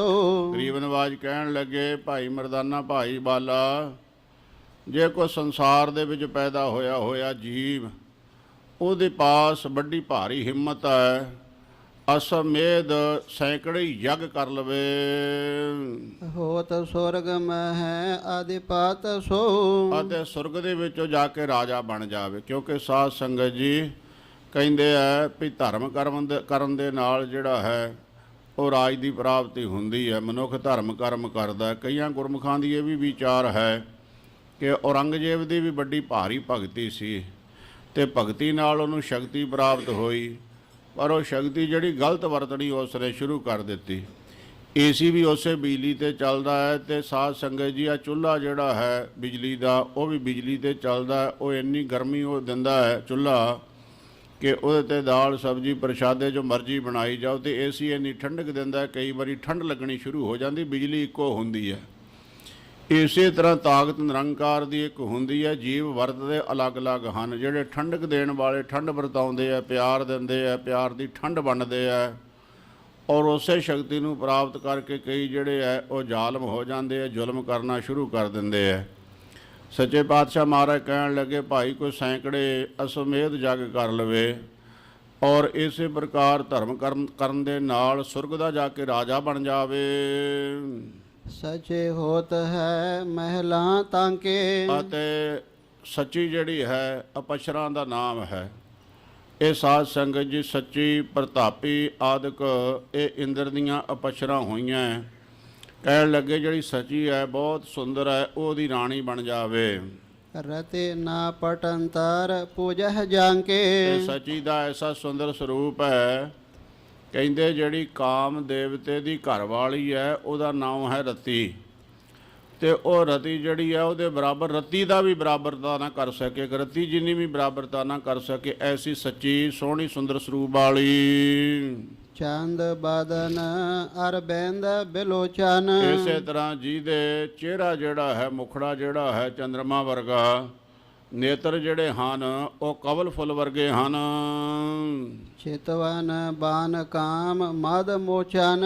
ਅਤੇ ਇਸ ਤਰ੍ਹਾਂ ਉਹ ਸੁੰਦਰਤਾ ਦਾ ਸਾਧ ਸੰਗਤ ਜੀ, ਕਿਉਂਕਿ ਜਿੱਥੇ ਅਲੰਕਾਰ ਆਉਂਦਾ ਹੈ ਅਲੰਕਾਰ, ਤੇ ਉੱਥੇ ਕਵੀ ਨੇ ਆਪਣੇ ਸੁਭਾਅ ਮੁਤਾਬਕ ਕਿ ਉਹਦੇ ਨੇਤਰ ਇਹ ਜਿਹੇ ਹੈ ਜਿਹਨੂੰ ਚਿਤ ਵੀ ਲਵੇ, ਚਿਤਵਣਾ ਦੇ ਨੈਣਾਂ ਦੇ ਤੀਰ ਮਾਰ ਕੇ ਤੇ ਘਾਇਲ ਕਰਨ ਵਾਲੇ ਨੇਤਰ ਜੀ ਦੇ ਇੰਨੇ ਤਿੱਖੇ ਹੋਵਣ। ਅਪਰ ਅਪਸਰਾ ਸੁੰਦਰ ਸਾਰੇ। ਇਸੇ ਤਰ੍ਹਾਂ ਸੱਚੀ ਦੇ ਬਰਾਬਰ ਦੀਆਂ ਹੋਰ ਕਿਤਨੀਆਂ ਔਰਤਾਂ ਅਪਸ਼ਰਾਂ ਉਸ ਰਾਜੇ ਦੀਆਂ ਹੋਵਣ। ਸਰਬ ਰਹਿ ਆਇਸ ਅਨੁਸਾਰੇ। ਔਰ ਸਾਰੀਆਂ ਹੁਕਮ ਵਿੱਚ ਰਹਿਣ, ਕਿਉਂਕਿ ਆਮ ਦੇਖਣ ਦੇ ਵਿੱਚ ਆਇਆ ਹੈ ਮਨੁੱਖ ਆਪਣੇ ਜੀਵਨ ਕਾਲ ਦੇ ਵਿੱਚ ਕਈ ਇਹੋ ਜਿਹੀਆਂ ਭੁੱਲਾਂ ਕਰ ਲੈਂਦਾ, ਮੁੜ ਕੇ ਜੀਵਨ ਭਾਰੀ ਉਹਨੂੰ ਰੋਣਾ ਹੀ ਪੈਂਦਾ ਹੈ, ਰੋਣਾ ਹੀ ਉਹਦੇ ਗਲੇ ਪਿਆ ਰਹਿੰਦਾ ਹੈ। ਕਈ ਵਾਰ ਵਿਆਹ ਆਪਣੀ ਮਰਜ਼ੀ ਮੁਤਾਬਕ ਸਮਾਜ ਤੋਂ ਉਲਟ ਮਨੁੱਖ ਕਰ ਲੈਂਦਾ ਹੈ, ਪਰ ਉਹ ਥੋੜ੍ਹੇ ਸਮੇਂ ਤੋਂ ਬਾਅਦ ਫਿਰ ਉਹਦੇ ਗਲ ਦੀ ਹੱਡੀ ਬਣ ਜਾਂਦਾ, ਉਹਨੂੰ ਰੋਣਾ ਪੈਂਦਾ ਹੈ। ਇਸੇ ਪ੍ਰਕਾਰ ਇੱਕ ਤੋਂ ਵਧੇਕ ਵਿਆਹ ਕਰਾ ਲੈਣੇ ਤੇ ਸੌਂਕੜਾਂ ਦੀ ਲੜਾਈ ਹੋਣੀ, ਆਪਸ ਵਿੱਚ ਗੁੱਤਾਂ ਪੁੱਟਣੀਆਂ ਤੇ ਡੰਡੇ ਸੋਟੇ ਚੱਲਣੇ, ਘਰ ਵਾਲੇ ਨੂੰ ਵਿੱਚੇ ਗਾਲਾਂ ਦੇਣੀਆਂ, ਇਹ ਜਿਹਾ ਸਮਾਂ ਬਣ ਜਾਂਦਾ ਉਸ ਮਨੁੱਖ ਦਾ ਜਿਹੜਾ ਆਪਣੀ ਭੁੱਲ ਦੇ ਪਿੱਛੇ ਲੱਗ ਕੇ ਤੇ ਕਾਮ ਵਾਸ਼ਨਾ ਵਿੱਚ ਅੰਨਾ ਹੋਇਆ ਇੱਕ ਤੋਂ ਵਧੇਕ ਵਿਆਹ ਕਰਾ ਲੈਂਦਾ। ਤੇ ਸੱਚੇ ਪਾਤਸ਼ਾਹ ਕਹਿੰਦੇ ਪਰ ਇੱਥੇ ਤਾਂ ਉਲਟਾ ਹੈ, ਇੱਕ ਇਸਤਰੀ ਨਹੀਂ, ਸੱਚੀ ਜਿਹੜੀ ਹੈ ਚੰਦਰਮਾ ਦੇ ਚਿਹਰੇ ਵਰਗੀ ਔਰ ਜਿਹਦੇ ਨੇਤਰ ਕਬਲ ਫੁੱਲ ਵਰਗੇ, ਇਹ ਜਿਹੀਆਂ ਪਤਾ ਨਹੀਂ ਕਿੰਨੀਆਂ ਅਪਸ਼ਰਾਂ ਇੰਦਰ ਦੀਆਂ। ਫਿਰ ਉਹਨਾਂ ਦਾ ਸੁਭਾਅ ਬੜਾ ਠੰਡਾ ਮਿੱਠਾ, ਆਪਸ ਵਿੱਚ ਰਲ ਕੇ ਰਹਿਣ ਵਾਲੀਆਂ, ਕੋਈ ਲੜਾਈ ਝਗੜਾ ਨਾ ਹੋਵੇ ਕਿਸੇ ਪ੍ਰਕਾਰ ਦਾ। ਤਿੰਨ ਇੱਕ ਸਮੇਂ ਪਿਖੇ ਰੇਖੇ ਨਾਰੇ। ਤੇ ਉਹ ਜਿਹੜਾ ਸੀ ਨਾ ਇੰਦਰ, ਜਦ ਉਹਨੇ ਕਈ ਅਸਮੇਧ ਜਗ ਕੀਤੇ ਤੇ ਸਵਰਗ ਲੋਕ ਦੇ ਵਿੱਚ ਜਾ ਕੇ ਦੇਵਤਿਆਂ ਦਾ ਰਾਜਾ ਬਣ ਗਿਆ ਇੰਦਰ। ਸੱਚੀ ਉਹਦੀ ਪਛਰਾ ਹੋ ਗਈ, ਸੱਚੀ ਤੋਂ ਵੀ ਸੋਹਣੀਆਂ ਸੋਹਣੀਆਂ ਕਈ ਉਹਦੀਆਂ ਹੋਰ ਅਪਸ਼ਰਾ ਹੋ ਗਈਆਂ। ਪਰ ਜਦ ਮਨ ਜਿਹੜਾ ਹੈ ਨਾ ਸਾਧ ਸੰਗਤ ਜੀ ਬੇਈਮਾਨ ਹੁੰਦਾ ਹੈ, ਜਦ ਕਰਮ ਮਾੜੇ ਹੁੰਦੇ ਆ ਤੇ ਮਨੁੱਖ ਗਲਤੀ ਤੋਂ ਗਲਤੀ ਕਰਨੀ ਸ਼ੁਰੂ ਕਰ ਦਿੰਦਾ ਹੈ। ਖਸ ਲੈ ਚੰਗਿਆਈ, ਕਰਤਾ ਪੁਰਖ ਉਹਦੀਆਂ ਚੰਗਿਆਈਆਂ ਖੋਹ ਲੈਂਦਾ ਹੈ। ਇਸੇ ਤਰ੍ਹਾਂ ਇੰਦਰ ਦੀ ਵੀ ਚੰਗਿਆਈ ਜਿਹੜੀ ਹੈ ਪਰਮੇਸ਼ਰ ਨੇ ਖੋਹ ਲਈ। ਆਪਣੀਆਂ ਸੱਚੀ ਵਰਗੀਆਂ ਪ੍ਰਤਾਪੀ ਵਰਗੀਆਂ ਜਿਹੜੀਆਂ ਇਸਤਰੀਆਂ ਸੀਗੀਆਂ ਪਛਰਾਂ, ਉਹਨਾਂ ਨੂੰ ਤਿਆਗ ਕੇ ਤੇ ਗੌਤਮ ਰਿਖੀ ਜੀ ਜਿਹੜੇ ਹੋਏ ਆ ਉਹਨਾਂ ਦੀ ਇਸਤਰੀ ਸੀ ਅਹਲਿਆ, ਤੇ ਅਹਲਿਆ ਦੇ ਉੱਤੇ ਮੋਹਿਤ ਹੋ ਗਿਆ ਇੰਦਰ। ਧਨ ਕੇ ਸੁਧ ਬੁੱਧ ਸਕਲ ਬਿਸਾਰੇ। ਉਹਨੂੰ ਸਾਰਾ ਹੀ ਭੁੱਲ ਗਿਆ ਵੀ ਮੇਰੇ ਪਾਸ ਧਨ ਦੌਲਤ ਕਿੰਨਾ ਹੈ, ਮੇਰੇ ਪਾਸ ਸੱਚੀ ਵਰਗੀਆਂ ਪ੍ਰਤਾਪੀ ਵਰਗੀਆਂ ਇਸਤਰੀਆਂ ਦਾ ਵੀ ਕੋਈ ਅੰਤ ਨਹੀਂ ਹੈ, ਸਾਰਾ ਹੀ ਕੁਛ ਭੁੱਲ ਬੈਠਾ। ਅਹਿਲਿਆ ਦੇ ਰੂਪ ਨੂੰ ਤੱਕ ਕੇ ਦੋਹਰਾ ਦੀਪਤ ਦੀਪ ਦੁੱਤ ਬਾਪ ਪੇਖੇ ਬਾਸਵ ਭਇਓ ਪਤੰਗ। ਇਸ ਤਰ੍ਹਾਂ ਸਾਧ ਸੰਗਤ ਜੀ ਅਹਿਲਿਆ ਦਾ ਰੂਪ ਜਿਹੜਾ ਹੈ ਉਹ ਦੀਵੇ ਦੀ ਲਾਟ ਵਰਗਾ ਹੈ, ਔਰ ਇੰਦਰ ਜਿਹੜਾ ਹੈਗਾ ਉਹ ਤੇ ਪਤੰਗਾ ਬਣ ਕੇ ਸੜਨ ਨੂੰ ਚਲੇ ਗਿਆ। ਜਿਵੇਂ ਪਤੰਗਾ ਹੁੰਦਾ ਹੈ ਨਾ, ਤੇ ਉਹ ਜਦ ਦੀਵੇ ਜਗਦੇ ਆ ਤੇ ਦੀਵੇ ਤੇ ਜਾ ਕੇ ਘੁੰਮਣ ਘੇਰੀਆਂ ਕਰਦਾ ਹੈ, ਖੰਭ ਸਾੜ ਲੈਂਦਾ, ਤੜਪ ਤੜਪ ਕੇ ਮਰ ਜਾਂਦਾ ਹੈ। ਇਸੇ ਤਰ੍ਹਾਂ ਅਹਿਲਿਆ ਦਾ ਰੂਪ ਤੇ ਬਣ ਗਿਆ ਦੀਵਾ, ਤੇ ਸਰੂਪ ਵੀ ਉਹਦਾ ਦੀਵੇ ਦੀ ਲਾਟ ਵਰਗਾ ਸੀ। ਤੇ ਇੰਦਰ ਜਿਹੜਾ ਆਪਣੇ ਆਪ ਨੂੰ ਖਤਮ ਕਰਨ ਤੇ ਤੁੱਲ ਪਿਆ, ਉਹਦੇ ਪਿਆਰ ਦੇ ਵਿੱਚ ਅੰਨਾ ਹੋਇਆ, ਰੂਪ ਦੇ ਉੱਤੇ ਅੰਨਾ ਹੋਇਆ ਆਪਣੇ ਸਰੀਰ ਨੂੰ ਖਤਮ ਕਰਨ ਨੂੰ ਅਹਿਲਿਆ ਦੇ ਵਸ ਵਿੱਚ ਹੋ ਗਿਆ। ਕਾਮ ਸਿੰਘ ਗਰਜਨ ਕਰਾ ਧੀਰਜ ਭਇਓ ਕੁਰੰਗ। ਇਸ ਤਰ੍ਹਾਂ ਜਿਹੜਾ ਸੀਗਾ ਨਾ ਹੌਸਲਾ, ਉਹ ਤੇ ਹਿਰਨ ਬਣ ਗਿਆ, ਤੇ ਕਾਮ ਜਿਹੜਾ ਉਹ ਸ਼ੇਰ ਬਣ ਕੇ ਗੱਜਣਾ ਸ਼ੁਰੂ ਹੋ ਗਿਆ। ਮਹਾਂਪੁਰਖ ਸ੍ਰੀਮਾਨ ਸੰਤ ਗਿਆਨੀ ਗੁਰਬਚਨ ਸਿੰਘ ਜੀ ਖਾਲਸਾ ਭਿੰਡਰਾਂ ਵਾਲੇ ਉਹ ਅੰਮ੍ਰਿਤ ਬਚਨ ਕਿਹਾ ਕਰਦੇ, ਸੁਣਾਇਆ ਕਰਦੇ। ਕਹਿੰਦੇ ਇੱਕ ਬੱਚਾ ਨੌਜਵਾਨ ਹੋਇਆ 18 ਕੁ ਸਾਲ ਦਾ, ਤੇ ਉਹਦੇ ਪਾਸ ਇੱਕ ਬਹੁਤ ਸੋਹਣਾ ਸੁੰਦਰ ਸਰੂਪਵਾਨ ਇੱਕ ਬੱਚਾ ਆਇਆ। ਤੇ ਉਹ ਨੌਜਵਾਨ ਉਹਨੂੰ ਪੁੱਛਣ ਲੱਗਾ, ਕਾਕਾ ਤੂੰ ਕੌਣ ਹੈ? ਮੈਂ ਤਾਂ ਪਹਿਲਾਂ ਤੈਨੂੰ ਕਦੀ ਦੇਖਿਆ ਨਹੀਂ ਗਾ। ਕਹਿਣ ਲੱਗਾ ਮੈਂ ਕਾਮ ਹੈ। ਤੇ ਕਹਿੰਦਾ ਇੱਥੇ ਕੀ ਲੈਣ ਆਇਆ? ਕਹਿੰਦਾ ਮੈਂ ਤੇਰੇ ਵਿੱਚ ਵਾਸਾ ਕਰਨ ਆਇਆ, ਹੁਣ ਮੈਨੂੰ ਹੁਕਮ ਹੋ ਗਿਆ ਪ੍ਰਕਿਰਤੀ ਦਾ ਵੀ ਤੇਰੇ ਵਿੱਚ ਜਾ ਕੇ ਬੱਸੇ। ਤੇ ਕਹਿੰਦਾ ਬੱਸੇਗਾ ਕਿੱਥੇ? ਉਹ ਕਾਮ ਕਹਿੰਦਾ ਮੈਂ ਤੇਰੀਆਂ ਅੱਖਾਂ ਵਿੱਚ ਬੱਸੂੰਗਾ। ਥੋੜ੍ਹਾ ਸਮਾਂ ਹੋਇਆ, ਇੱਕ ਨੌਜਵਾਨ ਲੜਕੀ ਆਈ, ਤੇ ਉਹ ਲੜਕਾ ਪੁੱਛਣ ਲੱਗਾ, ਕਹਿੰਦਾ ਬਈ ਤੂੰ ਕੌਣ ਆ, ਕਿੱਥੋਂ ਆਈ ਹੈ, ਕੀ ਕਰਨ ਲੱਗੀ ਹੈ? ਉਹ ਕਹਿਣ ਲੱਗੀ ਮੈਂ ਸ਼ਰਮ ਹੈ, ਆਈ ਹਾਂ ਤੇਰੇ ਪਾਸ ਰਹਿਣ ਵਾਸਤੇ। ਰਹੇਂਗੀ ਕਿੱਥੇ? ਕਹਿਣ ਲੱਗੀ ਮੈਂ ਤੇਰੀਆਂ ਅੱਖਾਂ ਵਿੱਚ। ਕਹਿਣ ਲੱਗਾ ਅੱਖਾਂ ਦੇ ਵਿੱਚ ਤਾਂ ਕਾਮ ਕਹਿੰਦਾ ਮੈਂ ਰਹਿਣਾ। ਕਹਿੰਦੀ ਮੈਂ ਵੀ ਉੱਥੇ ਹੀ ਰਹਿਣਾ ਜਿੱਥੇ ਕਾਮ ਨੇ ਰਹਿਣਾ, ਉੱਥੇ ਹੀ ਮੇਰਾ ਵਾਸ ਹੈ। ਕਾਮ ਨੇ ਕਹਿਣਾ ਮੈਂ ਇਹਨੂੰ ਤੀਰ ਮਾਰਾਂ, ਤੇ ਮੈਂ ਕਹਿਣਾ ਸ਼ਰਮ ਕਰ, ਤੇਰੇ ਘਰ ਵੀ ਭੈਣ ਹੈ, ਤੇਰੀ ਮਾਂ ਹੈ, ਉਹਨਾਂ ਵੱਲ ਤੱਕ ਵੀ ਤੇਰੇ ਘਰੇ ਵੀ ਹੈ। ਜਦ ਤੇਰੀ ਭੈਣ ਨੂੰ, ਧੀ ਨੂੰ, ਕੋ ਮਾਂ ਨੂੰ ਤੱਕੂਗਾ, ਫੇਰ ਤੇਰਾ ਹਿਰਦਾ ਕੀ ਕਰੂਗਾ? ਮੈਂ ਆਪਣਾ ਜ਼ੋਰ ਪਾਉਣਾ, ਕਾਮ ਨੇ ਆਪਣਾ ਪਾਉਣਾ। ਜਿਹਦਾ ਚੱਲ ਗਿਆ ਸੋ ਤੀਰ ਚੱਲ ਗਿਆ। ਜੇ ਮੇਰਾ ਚੱਲ ਗਿਆ, ਸ਼ਰਮ ਮੰਨ ਲਈ, ਤੇਰੀ ਪਤ ਰਹਿ ਜਾਵੇਗੀ। ਜੇ ਕਾਮ ਦੇ ਪਿੱਛੇ ਲੱਗ ਕੇ ਤੇ ਤੂੰ ਇਸ ਤਰ੍ਹਾਂ ਦੇ ਕਲੋਲ ਕਰੇਂਗਾ ਤੇ ਤੇਰੀ ਪਤ ਉਤਰ ਜਾਵੇਗੀ। ਸੋ ਇਸ ਤਰ੍ਹਾਂ ਮਹਾਂਪੁਰਖ ਸਾਧ ਸੰਗਤ ਜੀ ਸਮਝਾਇਆ ਕਰਦੇ। ਸੋ ਕਾਮ ਦੇ ਵਿੱਚ ਅੰਨਾ ਹੋਇਆ ਇਹ ਇੰਦਰ ਜਿਹੜਾ ਸੀਗਾ, ਸ਼ੇਰ ਗਰਜਣਾ ਕਾਮ ਦੀ ਹੋ ਗਈ। ਤੇ ਜਿਹਨੇ ਪਤ ਰੱਖਣੀ ਸੀਗੀ ਸ਼ਰਮ ਹਿਆ ਨੇ, ਉਹ ਹਿਰਨ ਬਣ ਕੇ ਭੱਜ ਗਈ ਇੰਦਰ ਦੇ ਪਾਸੋਂ।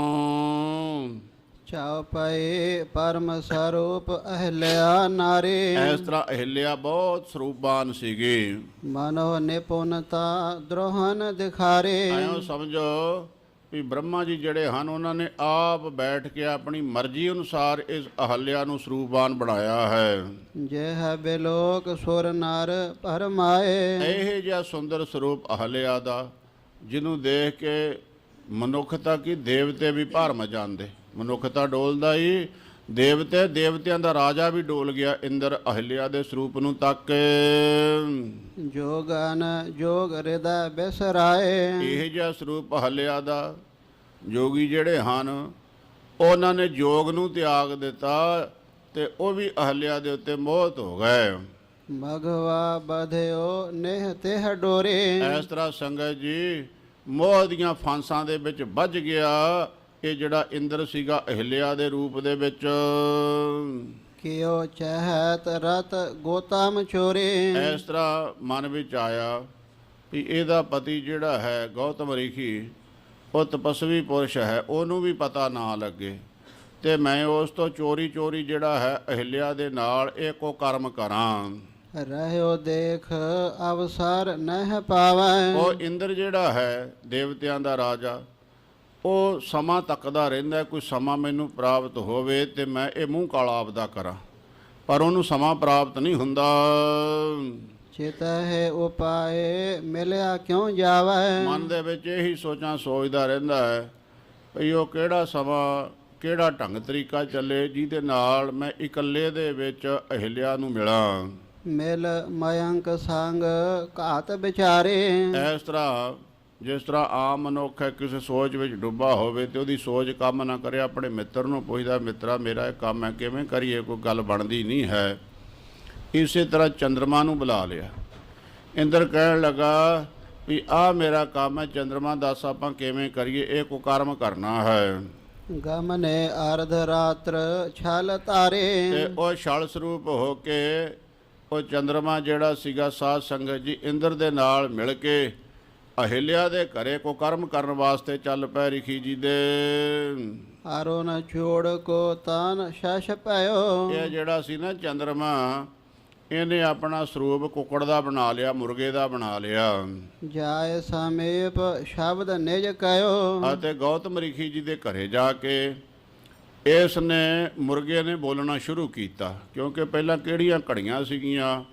ਤੇ ਅੱਜ ਵੀ ਸਾਧ ਸੰਗਤ ਜੀ ਪੰਛੀ ਜਿਹੜੇ ਹਨ ਉਹ ਆਪਣੇ ਸਮੇਂ ਮੁਤਾਬਕ ਤੇ ਚਿਲਚਿਲਾਉਂਦੀਆਂ ਚਿੜੀਆਂ ਪੌ ਫੁੱਟੀ ਤੇ ਉਹ ਚਿੜੀ ਜਿਹੜੀ ਹੈ ਉਹ ਰੌਲਾ ਪਾਉਣਾ ਸ਼ੁਰੂ ਕਰ ਦਿੱਤੀ ਹੈ। ਤੇ ਉਸ ਵੇਲੇ ਪਤਾ ਲੱਗ ਜਾਂਦਾ ਵੀ ਹੁਣ ਦਿਨ ਚੜ੍ਹਨ ਦੇ ਵਿੱਚ ਚੰਦ ਹੀ ਮਿੰਟ ਬਾਕੀ ਹਨ। ਇਸੇ ਪ੍ਰਕਾਰ ਅੰਮ੍ਰਿਤ ਵੇਲੇ ਮੁਰਗਾ ਬੋਲਦਾ ਹੈ। ਫਿਰ ਥੋੜ੍ਹੇ ਸਮੇਂ 3-4 ਵਾਰ ਮੁਰਗੇ ਜਿਹੜੇ ਹਨ ਉਹ ਬਾਂਗਾਂ ਦਿੰਦੇ ਹੈ। ਹੁਣ ਤਾਂ ਸਪੀਕਰਾਂ ਨੇ ਤੇ ਹੋਰ ਖੜਕਿਆਂ ਨੇ, ਨਹੀਂ ਤਾਂ ਪੁਰਾਣੇ ਸਮੇਂ ਦੇ ਵਿੱਚ ਜਾਂ ਤਾਰਾ ਦੇਖਣਾ ਅੰਮ੍ਰਿਤ ਵੇਲੇ ਉੱਠਣ ਵਾਲਿਆਂ ਨੇ, ਜਾਂ ਮੁਰਗੇ ਦੀ ਆਵਾਜ਼ ਨੂੰ ਪਛਾਣਨਾ ਵੀ ਮੁਰਗਾ ਬੋਲ ਗਿਆ, ਅੰਮ੍ਰਿਤ ਵੇਲਾ ਹੋ ਗਿਆ, ਉੱਠੀਏ। ਇਹ ਪੁਰਾਣੇ ਲੋਕਾਂ ਦੀਆਂ ਉਹ ਨਿਸ਼ਾਨੀਆਂ ਸੀਗੀਆਂ। ਇਸ ਤਰ੍ਹਾਂ ਸੰਗਤ ਜੀ ਇਹ ਜਿਹੜਾ ਚੰਦਰਮਾ ਸੀਗਾ ਇਹ ਕੁੱਕੜ ਬਣ ਗਿਆ, ਮੁਰਗਾ ਬਣ ਗਿਆ। ਗੌਤਮ ਰਿਖੀ ਜੀ ਦੀ ਦੀਵਾਰ ਤੇ ਜਾ ਕੇ ਇਸਨੇ ਪੁਕਾਰਨਾ ਸ਼ੁਰੂ ਕਰ ਦਿੱਤਾ, ਬਾਂਗਾਂ ਦੇਣੀਆਂ ਸ਼ੁਰੂ ਕੀਤੀਆਂ। ਗੌਤਮ ਲਖੇ ਭਏ ਅਬ ਪ੍ਰਾਤਾ। ਤੇ ਗੌਤਮ ਰਿਖੀ ਜੀ ਨੇ ਦੇਖਿਆ ਵੀ ਅੰਮ੍ਰਿਤ ਵੇਲਾ ਹੋ ਗਿਆ, ਮੇਰੇ ਇਸ਼ਨਾਨ ਦਾ ਸਮਾਂ ਹੋ ਗਿਆ ਹੈ। ਮਜਨ ਕਾਰਨ ਚਲਾ ਅਧਿ ਰਾਤਾ। ਇਸ ਤਰ੍ਹਾਂ ਸਮਾਂ ਤਾਂ ਅੱਧੀ ਰਾਤ ਦਾ ਸੀ, ਅੰਮ੍ਰਿਤ ਵੇਲਾ ਤਾਂ ਹੋਇਆ ਨਹੀਂ ਸੀ, ਪਹਿਰ ਰਾਤ ਨਹੀਂ ਸੀ ਰਹਿੰਦੀ, ਅੱਧੀ ਰਾਤ ਹੀ ਹੋਈ ਸੀਗੀ। ਤੇ ਮੁਰਗੇ ਨੇ ਛਲ ਕੀਤਾ, ਚੰਦਰਮਾ ਨੇ ਮੁਰਗਾ ਬਣ ਕੇ। ਤੇ ਇਸ ਤਰ੍ਹਾਂ ਰਿਖੀ ਜੀ ਇਸ਼ਨਾਨ ਕਰਨ ਵਾਸਤੇ ਚੱਲ ਪਏ। ਸੋਨਾ ਸ਼ੇਰ ਲਖ ਸ਼ੋਨ ਨਿਸ਼ੰਕਾ। ਇਸ ਤਰ੍ਹਾਂ ਸਾਧ ਸੰਗਤ ਜੀ, ਹਾਂਜੀ, ਸੁਨਾ ਸਿਰ ਲਖ ਸ਼ੋਨ ਨਿਸ਼ੰਕਾ। ਇਹ ਜਿਹੜਾ ਇੰਦਰ ਸੀਗਾ ਇਹਨੇ ਦੇਖਿਆ ਵੀ ਹੁਣ ਘਰ ਦੇ ਵਿੱਚ ਤੇ ਕੋਈ ਨਹੀਂ, ਸੁੰਨਾ ਹੀ ਹੈ, ਘਰ ਖਾਲੀ ਪਿਆ ਹੋਇਆ ਹੈ।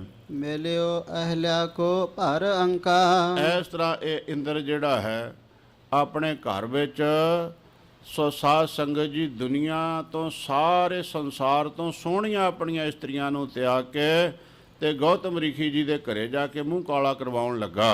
ਹਰ ਖਿਓ ਅਧਿਕ ਕੇਲ ਕਰ ਲੈਨੋ। ਤੇ ਇਹ ਕਾਲਖ ਆਪਣੇ ਮੱਥੇ ਨੂੰ ਲਵਾ ਕੇ ਬੜਾ ਪ੍ਰਸੰਨ ਹੋ ਰਿਹਾ ਅੰਦਰ। ਮਦ ਅਨੰਗ ਕੋ ਮੋਚਾਨ ਕੀਨੋ।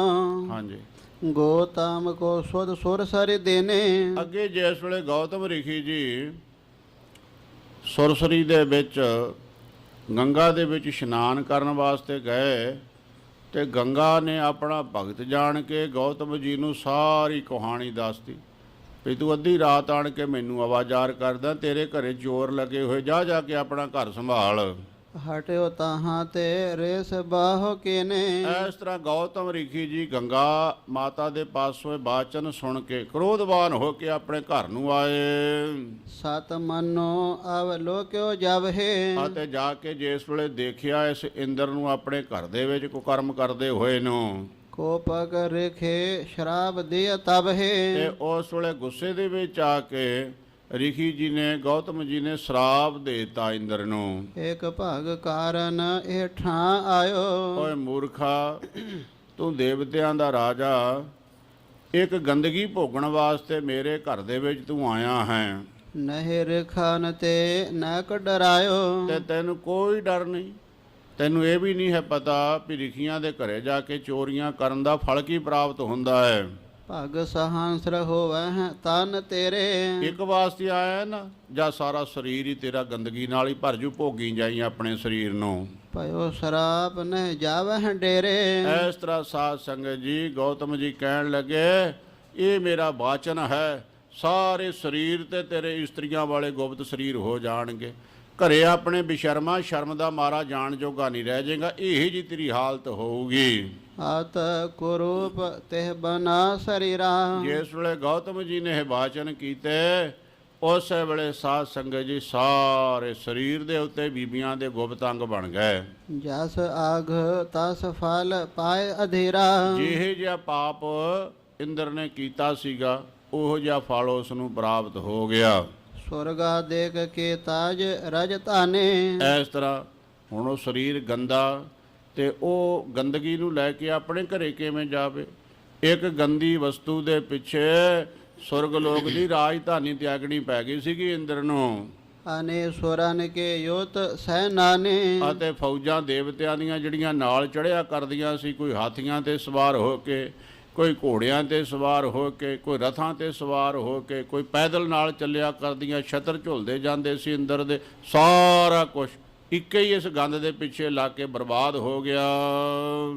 ਗਮਨਿਓ ਜਹ ਜਲ ਹੋਤੋ ਵਿਸਾਲਾ ਤੇ ਸ਼ਰਮ ਦਾ ਮਾਰਾ ਹੁਣ ਘਰ ਕਿੱਥੋਂ ਜਾਵੇ। ਫੌਜਾਂ ਵੀ ਗਈਆਂ, ਰਾਜ ਪਾਟ ਵੀ ਗਿਆ, ਤਖਤ ਧਾਮ ਸਾਰੇ ਕੁਝ ਜਾਂਦੇ ਰਹੇ, ਕਿੱਥੇ ਚਲੇ ਗਿਆ ਜਿੱਥੇ ਪਾਣੀ ਪਾਣੀ ਸੀ। ਪਾਣੀ ਵਿੱਚ ਜਾ ਕੇ ਲੋਕੇ ਆਪਣੇ ਸਰੀਰ ਨੂੰ ਛੁਪਾ ਲਿਆ। ਕਮਲ ਨਾਲ ਮਹਿ ਦੌਰ ਤਤਕਾਲਾ ਅਤੇ ਇਹ ਕਮਲ ਦਾ ਫੁੱਲ ਜਿਹੜਾ ਹੈ, ਇਹਦੀ ਨਾਭੀ ਦੇ ਵਿੱਚ, ਨਾਲੀ ਦੇ ਵਿੱਚ ਲੋਕੇ ਆਪਣੇ ਸਰੀਰ ਨੂੰ ਬਚਾਇਆ, ਅੱਖਾਂ ਨੰਗੀਆਂ ਰੱਖੀਆਂ, ਬਾਕੀ ਪਰਦਾ ਸਾਰਾ ਉਹ ਨਾਲੀ ਦਾ ਉੱਤੇ ਕਰ ਲਿਆ। ਦੋਹਰਾ ਲਜਿਤ ਹਵ ਰੋਇਓ ਤਬ ਹੈ ਪਗ ਸਹੰਸਰ ਤਨ ਪਾਏ। ਇਸ ਤਰ੍ਹਾਂ ਸਾਧ ਸੰਗਤ ਜੀ, ਇੱਕ ਬੀਬੀਆਂ ਦੇ ਗੁਪਤ ਸਰੀਰ ਵਾਸਤੇ ਸਾਰੇ ਸਰੀਰ ਤੇ ਗੁਪਤ ਸਰੀਰ ਕਰਵਾ ਕੇ ਉੱਚੀ ਉੱਚੀ ਰੋਇਆ ਵੀ ਮਨਾ ਕੀ ਪਾਪ ਕਰ ਬੈਠਾ। ਸੁਰਗ ਲੋਕ ਵੀ ਜਾਂਦਾ ਰਿਹਾ। ਅਪਛਰਾ ਮੇਰੀਆਂ ਘਰ ਦੇ ਵਿੱਚ ਐਸੀਆਂ ਸੋਹਣੀਆਂ ਸੁੰਦਰ, ਜਿਨ੍ਹਾਂ ਵਰਗੀਆਂ ਕਾਮ ਦੀ ਇਸਤਰੀ ਰਤੀ ਵੀ ਨਹੀਂ ਸੀ, ਰਤੀ ਜਿੰਨੀ ਵੀ ਬਰਾਬਰਤਾ ਨਹੀਂ ਸੀ ਰਤੀ ਕਰਦੀ, ਉਹੋ ਜੀਆਂ ਨੂੰ ਛੱਡ ਕੇ ਇਹ ਕੀ ਕੋ ਕਰਮ ਭੋਗਿਆ, ਤੈਂ ਕੀ ਕੀਤਾ। ਇਸੇ ਹੀ ਦੁੱਖ ਦੇ ਵਿੱਚ ਉੱਚੀ ਉੱਚੀ ਰੋਇਆ, ਧਾਹਾਂ ਮਾਰ ਕੇ ਅੰਦਰ। ਪਰਸਰਾਮ ਕੇ ਅਵ ਕਥਾ ਦੇ ਸੋ ਤੁਮਹਿ ਸੁਨਾਏ। ਇਹ ਤਾਂ ਹੋ ਗਈ ਇੰਦਰ ਦੀ, ਅੱਗੇ ਆ ਗਈ ਪਰਸਰਾਮ ਦੀ। ਹੁਣ ਕਹਿੰਦੇ ਪਰਸਰਾਮ ਦੀ ਕਥਾ ਸੁਣਾਉਨੇ ਵੀ ਉਹ ਕਿਉਂ ਰੋਇਆ, ਉਹਨੂੰ ਕਿਹੜੀ ਗੱਲ ਦਾ ਰੋਣਾ ਪੈ ਗਿਆ, ਕਾਹਦੇ ਵਾਸਤੇ ਉਹ ਰੋਇਆ। ਚਉਪਏ ਸਹੰਸਰ ਬਾਹੋਂ ਭੂਪਦ ਇੱਕ ਪਇਓ। ਇੱਕ ਸਾਧ ਸੰਗਤ ਜੀ ਰਾਜਾ ਹੋਇਆ, ਸਹੰਸਰ ਬਾਹੂ ਉਸ ਦਾ ਨਾਂ ਸੀ। ਸਰਬ ਦਿਗ ਵਿਜੈ ਜਹ ਛਿਤ ਕਇਓ। ਐਸਾ ਬਾਹਾਂ ਦਾ ਬਾਲ, 1000 ਬਾਂਹ ਵਾਲਾ ਰਾਜਾ, ਜਿਨੇ ਸਾਰੀ ਦੁਨੀਆ ਨੂੰ ਜਿੱਤ ਲਿਆ ਸੀਗਾ। ਰੇਖੇ ਜਮਦਗਨਾ ਸ਼ਰਮ ਇੱਕ ਕਾਲਾ। ਇੱਕ ਸਮੇਂ ਦਾ ਪ੍ਰਸੰਗ ਹੈ ਕਿ ਜਮਦਗਨ ਰਿਖੀ ਦੇ ਉਹ ਆਸ਼ਰਮ ਦੇ ਵਿੱਚ ਗਿਆ। ਕੁਝ ਲੋਕਾਂ ਦਾ ਵਿਚਾਰ ਐਸਾ ਵੀ ਹੈ ਕਿ ਇਹ ਜਿਹੜਾ ਜਮਦਗਨ ਸੀਗਾ, ਇਹ ਸਹੰਸਰ ਬਾਹੂ ਦਾ ਸਾਂਢੂ ਸੀਗਾ, ਜਾਣੀ ਸਹੰਸਰ ਬਾਹੂ ਦੀ ਘਰ ਵਾਲੀ ਤੇ ਜਮਦਗਨ ਰਿਖੀ ਜੋ ਪਰਸਰਾਮ ਜੀ ਦਾ ਪਿਤਾ ਜੀ ਸੀਗੇ, ਤੇ ਇਹਨਾਂ ਦੇ ਘਰ ਵਾਲੀ ਜਿਹੜੀਆਂ ਸਖੀਆਂ ਭੈਣਾਂ ਸੀਗੀਆਂ। ਤੇ ਇੱਕ ਵਾਰ ਪਰਸਰਾਮ ਦੀ ਮਾਤਾ ਜਮਦਗਨ ਰਿਖੀ ਦੇ ਘਰ ਵਾਲੀ ਕਹਿਣ ਲੱਗੀ, ਸਵਾਮੀ ਜੀ ਮੇਰੀ ਭੈਣ ਜਿਹੜੀ ਹੈ ਸਹੰਸਰ ਬਾਹੂ ਰਾਜੇ ਨੂੰ ਵਿਆਹੀ ਹੋਈ, ਆਪਾਂ ਚੱਲੀਏ। ਕਹਿਣ ਲੱਗੇ ਆਪਾਂ ਰਿਖੀ ਸਾਧ ਹਾਂ, ਆਪਾਂ ਨੂੰ ਕੀ ਲੈਣਾ ਦੇਣਾ ਰਾਜਿਆਂ ਤੋਂ, ਆਪਾਂ ਆਪਣੀ ਰੱਬ ਦੀ ਮੌਜ ਵਿੱਚ ਰਾਜੀ ਰਹਿੰਦੇ। ਰਾਜਿਆਂ ਦੇ ਵਿਚਾਰ ਕੁਝ ਹੋਰ ਹੁੰਦੇ, ਆਪਣੇ ਸਾਧੂਆਂ ਦੀ ਨਾਲ ਇਹਨਾਂ ਦੀ ਬਿਰਤੀ ਮਿਲਦੀ ਨਹੀਂ ਹੈ। ਕਹਿਣ ਲੱਗੀ ਨਹੀਂ ਮਹਾਰਾਜ ਮੇਰੀ ਭੈਣ ਹੈ। ਅੱਛਾ ਭਾਈ ਤੂੰ ਸਾਡੀ ਅਰਧ ਸਰੀਰੀ ਹੈ, ਤੇਰਾ ਬਚਨ ਮੰਨਣਾ ਪੈਣਾ। ਕਹਿੰਦੇ ਮਿਲਣ ਚਲੇ ਗਏ। ਜਿਸ ਵੇਲੇ ਸਹੰਸਰ ਬਾਹੂ ਦੇ ਜਮਦਗਨ ਰਿਖੀ ਤੇ ਰੇਣਕਾ ਗਏ, ਪਰਸਰਾਮ ਦੀ ਮਾਤਾ, ਤੇ ਇਸ ਨੇ ਕੋਈ ਅਦਬ ਨਹੀਂ ਕੀਤਾ, ਸਤਿਕਾਰ ਨਹੀਂ ਕੀਤਾ। ਉਲਟਾ ਮਨ ਵਿੱਚ ਵਿਚਾਰਿਆ ਸਾਧ ਕਿੱਥੋਂ ਆ ਗਿਆ, ਕਹਿੰਦਾ ਮੈਂ ਤੇਰਾ ਸਾਂਢੂ ਹਾਂ, ਤੇ ਇਹਨੇ ਚੰਗਾ ਨਹੀਂ ਕੀਤਾ, ਮੇਰੀ ਬੇਪਤੀ ਕੀਤੀ ਆਣ ਕੇ। ਜਮਦਗਨ ਜੀ ਕਹਿਣ ਲੱਗੇ, ਰੇਣਕਾ ਨੂੰ ਕਹਿਣ ਲੱਗੇ, ਭਾਗਾਂ ਵਾਲੀਏ ਤੈਨੂੰ ਕਿਹਾ ਸੀ ਆਪਾਂ ਸਾਧ ਬੰਦੇ ਆ, ਰੱਬ ਦੀ ਰਜ਼ਾ ਵਿੱਚ ਰਾਜੀ ਰਹਿਣ ਵਾਲੇ, ਤੇ ਆਪਾਂ ਇਹਦੇ ਕੋਲ ਕੀ ਲੈਣਾ ਸੀਗਾ। ਇਹਨੇ ਕੋਈ ਸਤਿਕਾਰ ਨਹੀਂ ਕੀਤਾ, ਉਲਟਾ ਇਹਨੇ ਨਫ਼ਰਤ ਕੀਤੀ ਆਪਾਂ ਨੂੰ। ਪਰ ਹੁਣ ਕਹਿਣ ਲੱਗੇ ਇਹਦੀ ਨਫ਼ਰਤ ਦਾ ਉੱਤਰ ਨਾ ਦਿੱਤਾ ਤੇ ਆਪਾਂ ਵੀ ਸਾਧ ਕੋਈ ਨਹੀਂ। ਕਹਿਣ ਲੱਗੇ ਇਹਨੂੰ ਨਾ ਆਪਾਂ ਰੋਟੀ ਭਰਜਣੀ ਹੈ। ਕਹਿੰਦੇ ਸਾਰੇ ਉਹਨੂੰ ਜਮਦਗਨ ਨੇ ਜੀ ਨੇ, ਰੇਣਕਾ ਨੇ ਕਿਹਾ ਵੀ ਚੰਗਾ ਅਸੀਂ ਹੁਣ ਚੱਲਦੇ ਹਾਂ, ਤੇ ਤੁਸੀਂ ਸਹੰਸਰ ਬਾਹੂ ਜੀ ਆਪਣਾ ਲੈ ਕੇ ਲਾਮੋ ਲਸ਼ਕਰ ਆਉਣਾ, ਅਸੀਂ ਜੰਗਲ ਵਿੱਚ ਤੁਹਾਡਾ ਲੰਗਰ ਕਰਨਾ, ਪ੍ਰਸ਼ਾਦ ਛਕਾਉਣਾ। ਕਹਿੰਦੇ ਸਾਰਾ ਕਰਕੇ ਇਕੱਠਾ ਲਾਮ ਲਸ਼ਕਰ, ਤੇ ਇਹ ਜਮਦਗਨ ਰਿਖੀ ਜੀ ਦੇ ਪਾਸ ਸਹੰਸਰ ਬਾਹੂ ਪਹੁੰਚ ਗਿਆ। ਸ਼ਿਵਰ ਕੇਨ ਸੰਗ ਸੈਨ ਵਿਸਾਲਾ। ਆਪਣੀਆਂ ਫੌਜਾਂ ਲੈ ਕੇ ਸਾਰੀਆਂ ਜਾ ਕੇ ਜੰਗਲ ਵਿੱਚ ਡੇਰਾ ਕਰ ਦਿੱਤਾ ਜਮਦਗਨ ਰਿਖੀ ਜੀ। ਇਹ ਜਮਦਗਨ ਜੀ ਸਾਧ ਸੰਗਤ ਜੀ ਪਰਸਰਾਮ ਹੋਏ। ਕਈ ਵਾਰ ਤੁਸੀਂ ਦੇਖਿਆ ਹੋਣਾ ਇਹਨਾਂ ਦੇ ਬੁੱਤ ਵਗੈਰਾ ਵੀ ਪੁਤਲੇ ਲੱਗੇ, ਹੱਥ ਵਿੱਚ ਕੁਹਾੜਾ ਵੱਡਾ ਸਾਰਾ। ਇਸੇ ਕਰਕੇ ਖਾਲਸਾ ਪੰਥ ਕੁਹਾੜੇ ਨੂੰ ਕੁਹਾੜਾ ਨਹੀਂ ਕਹਿੰਦਾ, ਪਰਸਰਾਮ ਕਹਿੰਦੇ ਕੁਹਾੜੇ ਨੂੰ। ਸਿੰਘ ਜਿਹੜੇ ਨਾ ਨਿਹੰਗ ਸਿੰਘ ਬੋਲਾ, ਉਹ ਨਿਹੰਗਾਂ ਸਿੰਘਾਂ ਦੇ ਬੋਲੇ ਦੇ ਵਿੱਚ ਜਿਵੇਂ ਮਿਰਚਾਂ ਨੂੰ ਲੜਾਕੀਆਂ ਕਹਿ ਦਿੰਦੇ ਆ, ਤੇ ਗੋਂਗਲੂਆਂ ਛਲਗਵਾਂ ਨੂੰ ਭੌਂਸੂਰ ਕਹਿ ਦਿੰਦੇ ਆ, ਤੇ ਲੂਣ ਨੂੰ ਸਰਬ ਰਸ ਆਦਿਕ ਆਦਿਕ, ਇਹ ਆਪਣੇ ਆਪਣੇ ਬੋਲੇ ਖਾਲਸੇ ਦੇ। ਤੇ ਉਸ ਸਮੇਂ ਇਹਨਾਂ ਬੋਲਿਆਂ ਦੀ ਜ਼ਰੂਰਤ ਵੀ ਸੀਗੀ। ਤਾਂ ਕਿ ਵਿਰੋਧੀ ਨੂੰ ਪਤਾ ਹੀ ਨਾ ਲੱਗੇ ਵੀ ਇਹ ਕੀ ਕਹਿ ਕੀ ਰਹੇ ਨੇਗੇ। ਪਿਸ਼ਾਬ ਕਰਨਾ ਹੋਣਾ, ਕਹਿਣਾ ਗੜ੍ਹ ਤੋੜ ਕੇ ਆਉਣਾ ਖਾਲਸਾ ਜੀ, ਮੈਂ ਜੰਗਲ ਮੈਦਾਨ ਜਾਣਾ, ਕਹਿਣਾ ਮੈਦਾਨ ਮਾਰ ਕੇ ਆਉਣੇ। ਕਿਸੇ ਨੂੰ ਕੀ ਪਤਾ ਕਿਹੜੇ ਮੈਦਾਨ ਨੂੰ ਚੱਲੇ ਸਿੰਘ। ਸੋ ਐਂ ਬੋਲੇ ਇਹਨਾਂ ਨੇ ਆਪਣੇ ਰੱਖੇ ਹੋਏ ਸੀ ਕਿ ਰਹੋ ਵਿਚਾਰ। ਅਤੇ ਕੁਹਾੜੇ ਨੂੰ ਪਰਸਰਾਮ ਤਾਈਓ ਕਹਿੰਦੇ ਵੀ ਉਹ ਪਰਸਰਾਮ ਜੀ ਹੱਥ ਵਿੱਚ ਕੁਹਾੜਾ ਰੱਖਿਆ ਕਰਦੇ। ਪਰਸਰਾਮ ਦਾ ਪਿਤਾ ਸੀ ਜਮਦਗਨ ਰਿਖੀ, ਮਾਤਾ ਸੀ ਰੇਣਕਾ, ਅਤੇ ਇਹਨਾਂ ਦੇ ਡੇਰੇ ਆਣ ਕੇ ਡੇਰਾ ਲਾ ਦਿੱਤਾ ਸਹੰਸਰ ਬਾਹੂ ਨੇ ਸਮੇਤ ਫੌਜਾਂ ਦੇ। ਰੇਖੇ ਕੇ ਨੇ ਨਿਰਭ ਕੇ ਪਾਹੁਨਾਏ। ਔਰ ਇਸੇ ਤਰ੍ਹਾਂ ਜਿਹੜੇ ਰਿਖੀ ਜੀ ਸੀ ਜਾਮਦਗਨ ਜੀ, ਉਹਨਾਂ ਨੇ ਰਾਜੇ ਸਹੰਸਰ ਬਾਹੂ ਦੀ ਬਹੁਤ ਪ੍ਰਾਹੁਣਚਾਰੀ ਕੀਤੀ। ਕਾਮਧੇਨ ਗਊ ਮੰਗਾ ਲਈ, ਕਲਪ ਬ੍ਰਿਸ਼ ਮੰਗਾ ਲਿਆ। ਉਹ ਕਾਮਧੇਨ ਗਊ ਜਿਹੜੀ ਹੈ ਪ੍ਰਸ਼ਾਦੇ ਲੰਗਰ 36 ਪ੍ਰਕਾਰ ਦੇ ਭੋਜਨ ਤਿਆਰ ਕਰ ਕਰਕੇ ਰੱਖੀ ਜਾਂਦੀ ਹੈ। ਕਲਪ ਬ੍ਰਿਛ ਜਿਹੜਾ ਸੋਨੇ ਦੀਆਂ ਥਾਲੀਆਂ, ਸੋਨੇ ਦੇ ਗਲਾਸ, ਸੋਨੇ ਦੇ ਕਟੋਰੇ, ਕਿਉਂਕਿ ਸਾਧ ਸੰਗਤ ਜੀ ਇਹ ਦੋਵੇਂ ਵਸਤੂਆਂ ਸਾਧੂਆਂ ਨੂੰ ਦਿੱਤੀਆਂ ਹੋਈਆਂ ਪਰਮੇਸ਼ਵਰ ਨੇ। 14 ਰਤਨ ਨਿਕਲੇ ਸੀਗੇ, ਅਤੇ ਕਲਪ ਬ੍ਰਿਛ ਅਤੇ ਕਾਮਧੇਨ ਜਿਹੜੀ ਬਾਕੀ ਤਾਂ ਵਸਤੂਆਂ ਵੰਡੀਆਂ ਗਈਆਂ। ਘੋੜਾ, ਹਾਥੀ ਆਦਿਕ ਸਾਰਿਆਂ ਨੂੰ ਅਲੱਗ-ਅਲੱਗ ਦਿੱਤੇ ਗਏ, ਅਤੇ ਰੰਭਾ ਜਿਹੜੀ ਪਛਰਾ ਵਗੈਰਾ ਵਗੈਰਾ, ਇਹ 2 ਵਸਤੂਆਂ ਗੁਰੂ ਕੀ ਸੰਗਤ ਨੂੰ ਦਿੱਤੀਆਂ ਹੋਈਆਂ ਵੀ ਜਿੱਥੇ ਵੀ ਗੁਰੂ ਕੀ ਸੰਗਤ ਹੋਵੇ ਇਹ ਕਾਮਧੇਨ ਗਊ ਅਤੇ ਕਲਪ ਬ੍ਰਿਛ ਉੱਥੇ ਹੀ ਵਰਤਣਗੇ। ਸੋ ਇਸ ਤਰ੍ਹਾਂ ਕਾਮਧੇਨ ਗਊ ਅਤੇ ਕਲਪ ਬ੍ਰਿਛ ਦੇ ਨਾਲ ਪਦਾਰਥ ਬਣਾ ਕੇ ਅਤੇ ਛਕਾਈ ਜਾਣ ਲੱਗੇ ਰਾਜੇ ਸਮੇਤ ਫੌਜਾਂ ਨੂੰ। ਕਾਮਧੇਨ ਤਬ ਲੈਨ ਮੰਗਾਏ। ਤੇ ਇਸ ਤਰ੍ਹਾਂ ਕਾਮਧੇਨ ਗਊ ਮੰਗਾ ਲਈ ਸੀਗੀ ਜਮਦਗਨ ਰਿਖੀ ਜੀ ਨੇ। ਜੋ ਕਾਛ ਚਾਹਾ ਸੋ ਤਿਹ ਤੇ ਪਾਵਾ। ਜਿੰਨੇ ਜੋ ਵੀ ਚਾਹਿਆ ਵੀ ਮੈਨੂੰ ਆਹ ਪਦਾਰਥ ਛਕਣ ਨੂੰ ਚਾਹੀਦਾ ਹੈਗਾ, ਉਹੀ ਪਦਾਰਥ ਉਸੇ ਵੇਲੇ ਰਿਖੀ ਜੀ ਨੇ ਕਾਮਧੇਨ ਮਾਤਾ ਦੇ ਗਊ ਦੇ ਪਾਸੋਂ ਤਿਆਰ ਕਰਵਾ ਕੇ ਦਿੱਤਾ।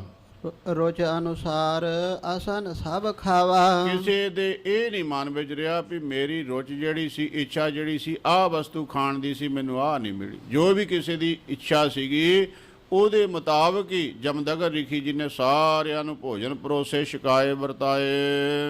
ਤੇਨ ਪ੍ਰਭਾਵ ਦੇਖ ਤਿਹ ਕਾਲਾ। ਇਹ ਜਿਹੜਾ ਸੀ ਨਾ ਕਾਮਧੇਨ ਗਊ ਦਾ ਪ੍ਰਭਾਵ, ਇਹ ਸੰਸਰ ਬਾਹੂ ਰਾਜੇ ਨੇ ਦੇਖਿਆ ਵੀ ਸਾਧ ਤਾਂ ਇੱਕ ਝੁੱਗੀ ਜੀ ਬੰਨ੍ਹ ਕੇ ਬੈਠਾ ਹੈ, ਕੁਛ ਵੀ ਨਹੀਂ ਅੰਦਰ। ਇੰਨੀਆਂ ਮੇਰੀਆਂ ਫੌਜਾਂ ਨੂੰ ਪੰਗਤਾਂ ਲਵਾ ਛਕਾਈ ਜਾ ਰਿਹਾ, ਪਦਾਰਥ ਨਾਨਾ ਪ੍ਰਕਾਰ ਦੇ, ਅਤੇ ਬਰਤਨ ਕਿੱਥੋਂ ਆਈ ਜਾਂਦੇ ਆ, ਚਾਂਦੀ ਦੇ ਥਾਲ, ਸੋਨੇ ਦੇ ਕਟੋਰੀਆਂ, ਗਲਾਸ, ਚਮਚ, ਇਹ ਕਿੱਥੋਂ ਆਈ ਜਾਂਦਾ ਹੈਗਾ। ਇਹ ਵੇਖ ਕੇ ਹੈਰਾਨ ਹੋ ਗਿਆ ਸਹੰਸਰ ਬਾਹੂ ਰਾਜਾ। ਲੈਨ ਕਾਮਨਾ ਕੇਨ ਪਵਾਲਾ। ਤੇ ਅੰਦਰ ਵੜ ਕੇ ਗਊ ਨੂੰ ਆਪਣੇ ਕਬਜ਼ੇ ਵਿੱਚ ਕਰਨ ਦੀ ਇੱਛਾ ਕੀਤੀ ਸਹੰਸਰ ਬਾਹੂ ਨੇ। ਲੱਖ ਕੋ ਦ੍ਰਸ਼ਟ ਤਿਹ ਛੇਨ ਮੁਨ ਰਾਏ। ਜਿਸ ਵੇਲੇ ਇਹ ਰਾਜੇ ਦੀ ਕੋ ਭਾਵਨਾ ਦੇਖੀ ਵੀ ਮੈਂ ਇਹ ਕਾਮਧੇਨ ਗਊ ਤੇ ਕਲਪ ਬ੍ਰਿਛ ਆਪਣੇ ਕਬਜ਼ੇ ਵਿੱਚ ਕਰ ਲਵਾਂ, ਤੇ ਰਿਖੀ ਜੀ ਨੇ ਇਹਦੀ ਭਾਵਨਾ ਨੂੰ ਪਛਾਣ ਲਿਆ। ਪਠਾਨ ਸਵਰਗ ਕੋ ਧੀਨ ਉਡਾਏ। ਉਸੇ ਵੇਲੇ ਗਊ ਤੇ ਕਲਪ ਬ੍ਰਿਛ ਨੂੰ ਉਡਾਰੀ ਲਵਾਤੀ ਵੀ ਜਾਓ ਜੀ, ਇਹ ਰਾਜਾ ਜਿਹੜਾ ਹੈ ਨਾ ਸਹੰਸਰ ਬਾਹੂ, ਇਹਦੀ ਨਿਗਾਹ ਦੇ ਵਿੱਚ ਖੋਟ ਆ ਗਿਆ। ਇਹ ਸੰਗਤਾਂ ਦੀ ਵਰਤੋਂ ਦੀ ਚੀਜ਼ ਹੈ, ਇਹ ਰਾਜਾ ਨਾ ਕਾਬਜ ਹੋ ਕੇ ਬੈਠ ਜਾਵੇ। ਜਾਓ ਤੁਸੀਂ ਜਿੱਥੋਂ ਆਏ ਆ, ਸੱਚਖੰਡ ਨੂੰ ਚਲੇਗੀ ਕਾਮਧੇਨ ਗਊ ਤੇ ਕਲਪ ਬ੍ਰਿਛ। ਨਿਰਪਾਤ ਕੁਮਤ ਮਨ ਮੈਂ ਇਉ ਠਾਨਾ। ਇਹ ਜਿਹੜਾ ਰਾਜਾ ਸੀ ਸਹੰਸਰ ਬਾਹੂ, ਇਹਨੇ ਬਹੁਤ ਗੁੱਸਾ ਇਸ ਗੱਲ ਦਾ ਕੀਤਾ ਵੀ ਇੱਕ ਸਾਧ ਭਿਖਾਰੀਆਂ ਵਰਗੀ ਜ਼ਿੰਦਗੀ ਜੰਗਲ ਵਿੱਚ ਬਤੀਤ ਕਰਨ ਵਾਲਾ, ਇਹ ਮੇਰੀ ਨੱਕ ਕਟਾਤੀ। ਇਹਨੇ ਸਾਰਾ ਕੁਝ ਕਰਕੇ ਮੇਰੀਆਂ ਫੌਜਾਂ ਨੂੰ ਇੰਨੇ ਪਦਾਰਥ ਮੈਂ ਨਹੀਂ ਕਦੀ ਇੰਨੇ ਛਕੇ ਜਿੰਨੇ ਮੇਰੀਆਂ ਫੌਜਾਂ ਨੂੰ ਛਕਾ ਤੇ ਵਰਤਾ, ਤੇ ਬਰਤਨ ਵੀ ਸੋਨੇ ਚਾਂਦੀ ਦੇ ਨਾਲ ਹੀ ਦੇ ਦਿੱਤੇ। ਇਹ ਇਸਨੇ ਆਪਣੀ ਨਾ ਬੇਅਦਬੀ ਸਮਝੀ ਰਾਜੇ ਨੇ। ਮੋਨੇਵਾਰ ਕੇ ਨੇ ਹੱਥ ਪ੍ਰਾਨਾ। ਅਤੇ ਗਊ ਜਿਹੜੀ ਸੀਗੀ ਉਹ ਤੇ ਕਾਬਜ ਵੀ ਨਹੀਂ ਹੋ ਸਕਿਆ। ਇਸੇ ਗੁੱਸੇ ਵਿੱਚ ਤਲਵਾਰ ਮਾਰ ਕੇ ਜਮਦਗਨ ਜੀ ਦਾ ਸਿਰ ਜਿਹੜਾ ਧੜ ਤੋਂ ਬਾਹ ਕਰ ਦਿੱਤਾ ਸਹੰਸਰ ਬਾਹੂ ਰਾਜੇ ਨੇ। ਪਤ ਕੋ ਦੇਖ ਰੇਣੁਕਾ ਨਾਰੇ। ਜਿਸ ਵੇਲੇ ਰੇਣਕਾ ਨੇ ਇਹ ਦੇਖਿਆ ਪਤੀ ਦਾ ਕਤਲ ਹੋਇਆ ਬਹੁਤ ਬਿਰਲਾ ਪਤ ਊਚ ਪੁਕਾਰੇ। ਤੇ ਬਹੁਤ ਦੁਖੀ ਹੋਈ। ਸੰਸਾਰ ਦੇ ਵਿੱਚ ਸਾਧ ਸੰਗਤ ਜੀ ਸਭ ਤੋਂ ਵੱਡਾ ਦੁੱਖ ਜਿਹੜਾ ਹੈ ਮਨੁੱਖ ਵਾਸਤੇ ਉਦੋਂ ਆਉਂਦਾ ਜਦ ਆਪਣੇ ਪੁੱਤਰ ਦੀ ਲਾਸ਼ ਨੂੰ ਆਪਣੇ ਕੰਧੇ ਤੇ ਰੱਖ ਕੇ ਤੁਰਦਾ। ਇਸ ਤੋਂ ਵੱਡਾ ਭਾਰੀ ਮਨੁੱਖ ਵਾਸਤੇ ਦੁੱਖ ਨਹੀਂ ਹੈ। ਅਰਜਨ ਜੀ ਨੇ ਪੁੱਛਿਆ, ਕ੍ਰਿਸ਼ਨ ਜੀ ਨੇ ਪੁੱਛਿਆ ਸੀ ਅਰਜਨ ਨੂੰ, ਭਈ ਅਰਜਨ ਤੂੰ ਨਰਾਂ ਦੇ ਵਿੱਚ ਅਵਤਾਰ ਹੈ, ਸੂਰਮਾ ਵੀ ਹੈ, ਤੇ ਤੂੰ ਦੱਸ ਵੀ ਕਿਹੜਾ ਭਾਰ ਹੈ ਜਿਹੜਾ ਮਨੁੱਖ ਆਪਣੇ ਕੰਧੇ ਤੇ ਚੱਕ ਨਹੀਂ ਸਕਦਾ, ਸਿਰ ਤੇ ਉਹ ਦੁੱਖ ਝੱਲ ਨਹੀਂ ਸਕਦਾ। ਭਾਵ ਕਹਿਣ ਲੱਗੇ ਜੀ ਸਾਰਾ ਭਾਰ ਮਨੁੱਖ ਚੱਕ ਸਕਦਾ ਹੈ, ਜੇ ਕਿਤੇ ਕਰਮਾਂ ਮਾਰੇ ਮਨੁੱਖ ਨੂੰ ਆਪਣਾ ਮੋਇਆ ਪੁੱਤ ਮੋਢਿਆਂ ਤੇ ਚੱਕ ਕੇ ਲੈ ਕੇ ਜਾਣਾ ਪਵੇ, ਉਹ ਨਹੀਂ ਚੱਕਿਆ ਜਾਂਦਾ। ਸਭ ਤੋਂ ਜ਼ਿਆਦਾ ਮਨੁੱਖ ਨੂੰ ਭਾਰਾ ਆਪਣੇ ਪੁੱਤ ਦੀ ਲਾਸ਼ ਲੱਗਦੀ ਹੈ, ਇਸ ਤੋਂ ਭਾਰੀ ਕੋਈ ਨਹੀਂ। ਇਸਤਰੀ ਵਾਸਤੇ ਸਾਰਿਆਂ ਤੋਂ ਵੱਡਾ ਦੁੱਖ ਉਹਦੇ ਪਤੀ ਦੀ ਮੌਤ ਉਹਦੇ ਅੱਖਾਂ ਸਾਹਮਣੇ ਹੋ ਜਾਣੀ। ਇਹ ਪਤੀ ਵਰਤਾ ਇਸਤਰੀਆਂ ਦੀਆਂ ਵਾਚਨ ਹਨ। ਤੇ ਅੱਜ ਤਾਂ ਹੁਣ ਸਾਧ ਸੰਗਤ ਜੀ ਭਾਣੇ ਇਹੋ ਜਿਹੇ ਵਰਤੇ ਐ ਭਈ ਪਿਓ ਪੁੱਤਾਂ ਨੂੰ ਮਾਰੀ ਜਾਂਦੇ, ਪੁੱਤ ਪਿਓਾਂ ਦੇ ਕਤਲ ਕਰੀ ਜਾਂਦੇ, ਇਸਤਰੀਆਂ ਘਰ ਵਾਲਿਆਂ ਨੂੰ ਮਰਵਾਈਆਂ ਜਾਂਦੀਆਂ, ਘਰ ਵਾਲੇ ਇਸਤਰੀਆਂ ਨੂੰ ਕਈਆਂ ਟੱਪੇ ਮਾਰ ਕੇ ਵੱਢੀ ਜਾਂਦੇ ਆ। ਇਹੀ ਜਿਹਾ ਸਮਾਂ, ਪਰ ਜੋ ਮਨੁੱਖਤਾ ਦੇ ਹਿਸਾਬ ਨਾਲ ਉਹ ਇਹ ਹੈ, ਬੱਚੇ ਦੀ ਲਾਸ਼ ਪਿਓ ਤੋਂ ਨਹੀਂ ਚੱਕੀ ਜਾਂਦੀ ਤੇ ਆਪਣੇ ਪਤੀ ਦੀ ਲਾਸ਼ ਉਹਦੀ ਇਸਤਰੀ ਪਾਸੋਂ ਨਹੀਂ ਚੱਕੀ ਜਾਂਦੀ। ਇਹ ਸਾਰਿਆਂ ਤੋਂ ਭਾਰੇ ਦੁੱਖ ਮੰਨੇ ਜਾਂਦੇ। ਜਿਸ ਵੇਲੇ ਆਪਣੇ ਮੋਏ ਹੋਏ ਪਤੀ ਨੂੰ ਤੱਕਿਆ, ਰੇਣਕਾ ਨੇ ਦੁਹੱਥੜਾ ਮਾਰ ਕੇ ਪਿੱਟੀ।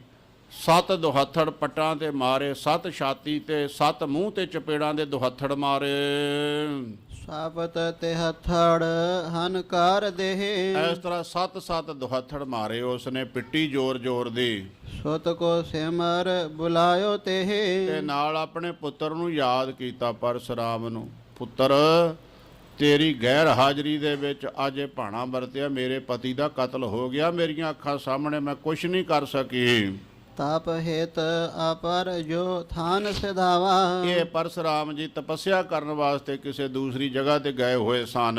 ਤਤ ਛੇਨ ਮਾਤ ਨਿਕਟ ਚਲ ਆਵਾ, ਇਹ ਮਾਂ ਪੁੱਤ ਦਾ ਰਿਸ਼ਤਾ ਵੀ ਸਾਧ ਸੰਗਤ ਜੀ ਦੁਨੀਆ ਤੋਂ ਇੱਕ ਨਿਆਰਾ ਰਿਸ਼ਤਾ ਹੈ। ਆਂਦਰਾਂ ਦੀ ਸਾਝ ਹੁੰਦੀ ਹੈ, ਪੁੱਤ ਨੂੰ ਦੁੱਖ ਹੋਵੇ ਤੇ ਮਾਂ ਦੀਆਂ ਆਂਦਰਾਂ ਮੱਚਦੀਆਂ, ਉਹਨੂੰ ਪਹਿਲਾਂ ਖੜਕ ਜਾਂਦੀ ਵੀ ਮੇਰਾ ਪੁੱਤਰ ਜਿਹੜਾ ਉਹ ਦੁੱਖ ਦੇ ਵਿੱਚ ਹੈ, ਬਿਪਤਾ ਦੇ ਵਿੱਚ।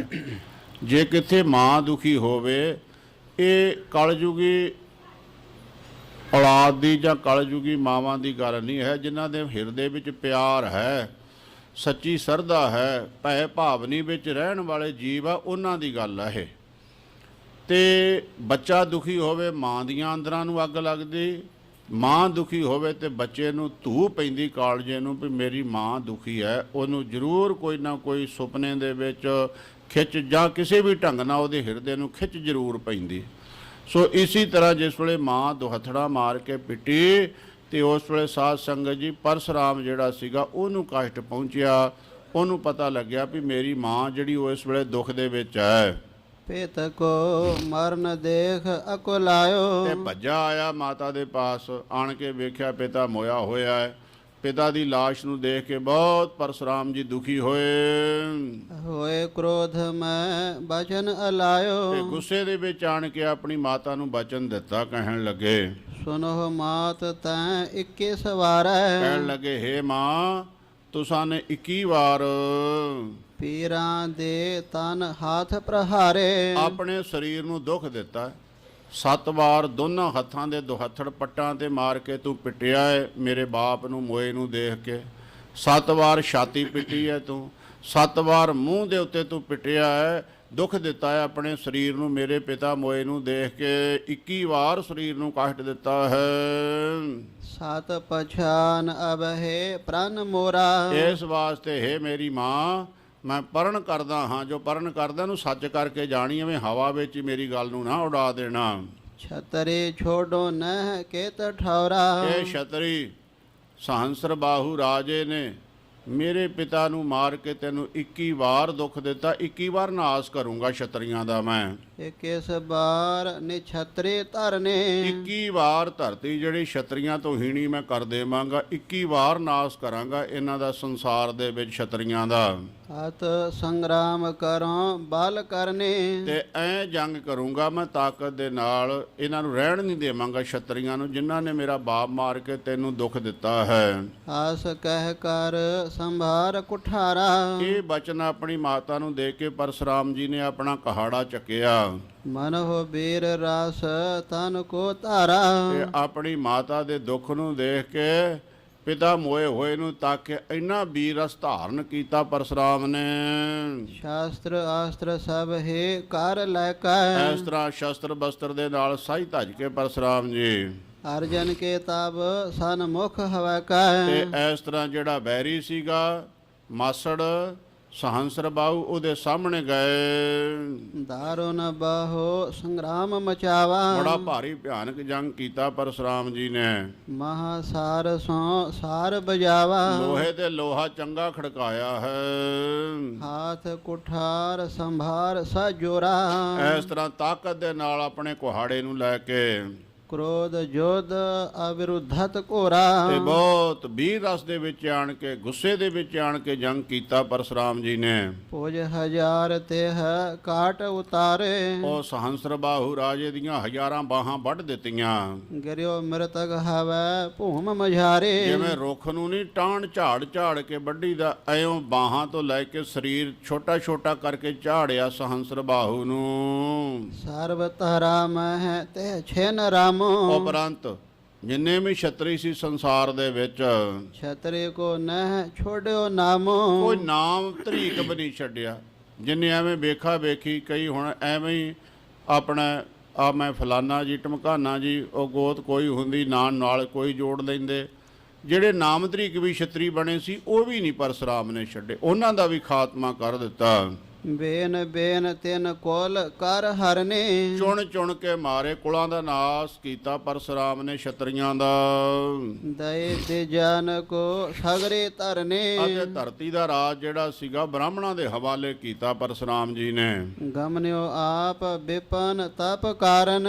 ਤੇ ਉਪਰੰਤ ਰਾਜ ਭਾਗ ਦੇ ਕੇ ਬ੍ਰਾਹਮਣਾਂ ਨੂੰ ਤੇ ਜੰਗਲ ਨੂੰ ਚਲੇ ਗਏ ਪਰਸ਼ੁਰਾਮ ਜੀ ਤਪ ਕਰਨ ਨੂੰ। ਰਹਿਓ ਬੈਠ ਕਰ ਦੁਸ਼ਟ ਬਿਦਾਰਨ। ਤੇ ਇਸ ਤਰ੍ਹਾਂ ਛਤਰੀਆਂ ਦਾ ਨਾਸ ਕਰਕੇ ਪਰਸ਼ੁਰਾਮ ਜੀ ਤਪ ਕਰ ਰਹੇ ਹਨ।